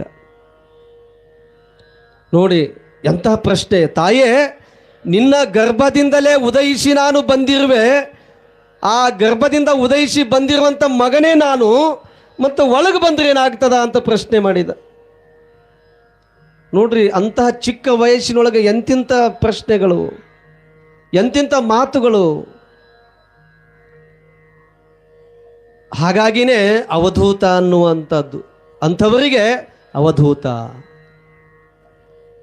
ಇಲ್ಲಿ ಪ್ರಶ್ನೆಯನ್ನು ಮಾಡಿದಾಗ ಈ ಮಾತಿನಿಂದ, ಸಿಟ್ಟಿನಿಂದ, ಕ್ರೋಧದಿಂದ ನಾಗಲಾಂಬಿಕ ತಾಯಿ ಹೇಳ್ತಾಳೆ, ಚೋರ ಮುಂಡೆ ಗಂಡ, ನೋಡಿ ಹೇಗೆ ಹೇಳ್ತಾರೆ ನೋಡಿ, ಚೋರ ಮುಂಡೆ ಗಂಡ ಮನೆ ಬಿಟ್ಟು ಹೋಗುವೆಯೋ ಇಲ್ಲ ಹೊಡೆಯಲ್ಲೋ ಅಂತ ತಿಳ್ಕೊಂಡು ಸಿಟ್ಟಿನಿಂದ ಹೇಳಿದ್ಲು ತಾಯಿ ನಾಗಲಾಂಬಿಕೆ.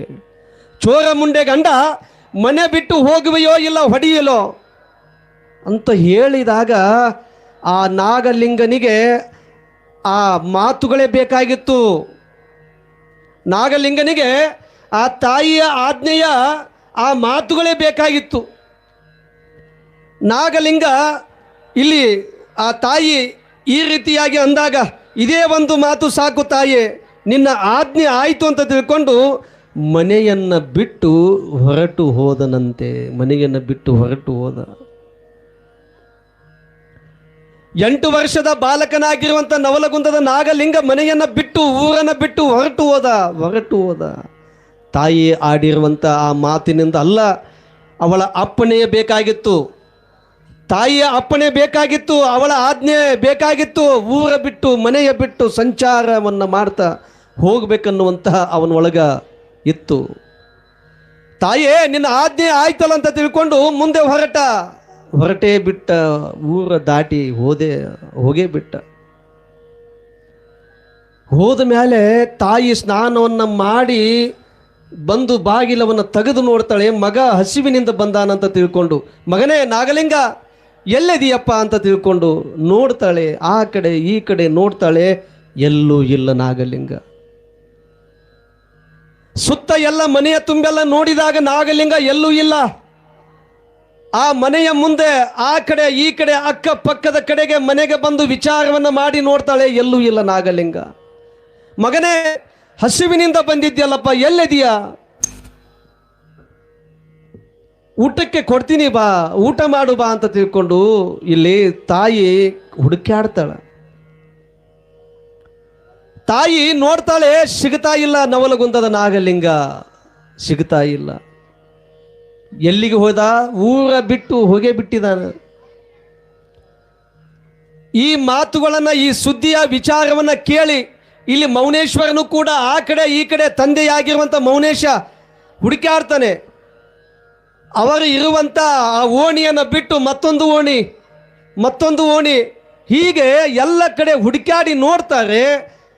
ಅವನ ಜೊತೆ ಆ ಅಣ್ಣ ತಮ್ಮ ಏನು ಇದ್ರಲ್ಲ ಮೊದಲು, ಅವರು ಕೂಡ ಈ ವಿಚಾರವನ್ನು ಕೇಳಿ ಹುಡುಕಾಡ್ತಾರೆ. ಊರ ತುಂಬೆಲ್ಲ ಹುಡುಕಾಡಿ ನೋಡ್ತಾರೆ, ನಾಗಲಿಂಗ ಎಲ್ಲೂ ಇಲ್ಲ. ಹುಡುಕಾಡ್ತಾರೆ, ಸಿಗಲೇ ಇಲ್ಲ. ಇಲ್ಲಿ ಅಣ್ಣ ತಮ್ಮರಿಗೆ ದುಃಖ ಆಗ್ತದ. ನನ್ನ ತಮ್ಮ ಎಲ್ಲಿ ಹೋದ? ಮನೆ ಬಿಟ್ಟು ಹಸಿವಿನಿಂದ ಮನೆಗೆ ಬಂದಿದ್ದ. ಯಾಕೆ ಏನಂದಿ ನನ್ನ ತಮ್ಮನಿಗೆ ಅಂತಂದು ತಾಯಿಗೆ ಕೇಳ್ತಾರೆ. ಎಲ್ಲಿ ಹುಡುಕಿದ್ರು ಸಿಗ್ತಾ ಇಲ್ಲ ನಾಗಲಿಂಗ. ನೋಡಿ, 8 ವರ್ಷದ ಬಾಲಕನ ಇದ್ದಾಗ ಎಲ್ಲಿಗೆ ಹೊರಟಿದ್ದಾನೆ? ನಾವು 8 ವರ್ಷ ಅಲ್ಲ, ಇಷ್ಟು ವರ್ಷ ಇಷ್ಟು ವಯಸ್ಸಾಗಿದ್ರು ಕೂಡ ಇಲ್ಲಿ 11 ದಿನಗಳ ಕಾಲ ಪುರಾಣ ಹಚ್ಚಾರಂತಂದ್ರೆ ಮನೆ ಬಿಟ್ಟು 1-2 ತಾಸು ಬಂದು ಕೇಳಾಕ ನಾವು ತಯಾರಿಲ್ಲ. ಮನೆ ಬಿಟ್ಟು ಬಂದು ಪುರಾಣವನ್ನು ಕೇಳಾಕ, ಇಂಥ ಮಹಾತ್ಮರ ಚರಿತ್ರೆಯನ್ನು ಕೇಳಾಕ ತಯಾರಿಲ್ಲ. ನಮ್ಮ ಚರಿತ್ರೆಯ ನಾಯಕನಾಗಿರುವಂಥ ನಾಗಲಿಂಗ 8 ವರ್ಷದವನ ಇದ್ದಾಗಲೇ ಮನೆಯನ್ನು ಬಿಟ್ಟು ಹೋದಂತ. ಯಾವುದಕ್ಕೂ ಕಮ್ಮಿ ಇದ್ದಿಲ್ಲ, ಯಾವುದಕ್ಕೂ ಕೊರತೆ ಇದ್ದಿಲ್ಲ. ಯೋಗಾರೂಢನಾಗಿ ಅವಧೂತನಾಗಿ ಸಂಚಾರವನ್ನು ಮಾಡ್ತಾ ಹೊರಟನಂತೆ ನಾಗಲಿಂಗ. ಮುಂದೆ ಎಲ್ಲಿಗೆ ಹೋದ? ಯಾವ ಲೀಲೆಗಳನ್ನು ಮಾಡ್ತಾನೆ? ಯಾವ ಗುರುಗಳ ಹತ್ತಿರ ಹೋಗಿ ವಾಸವನ್ನು ಮಾಡ್ತಾನೆ? ಎಲ್ಲಿಗೆ ಹೋಗಿ ಲೀಲೆಗಳನ್ನು ಮಾಡ್ತಾನೆ ಅನ್ನುವಂಥ ವಿಚಾರವನ್ನು ಇವತ್ತಲ್ಲ ನಾಳೆಯ ದಿನ ನೋಡುವಂಥದ್ದು. ನಾಳೆ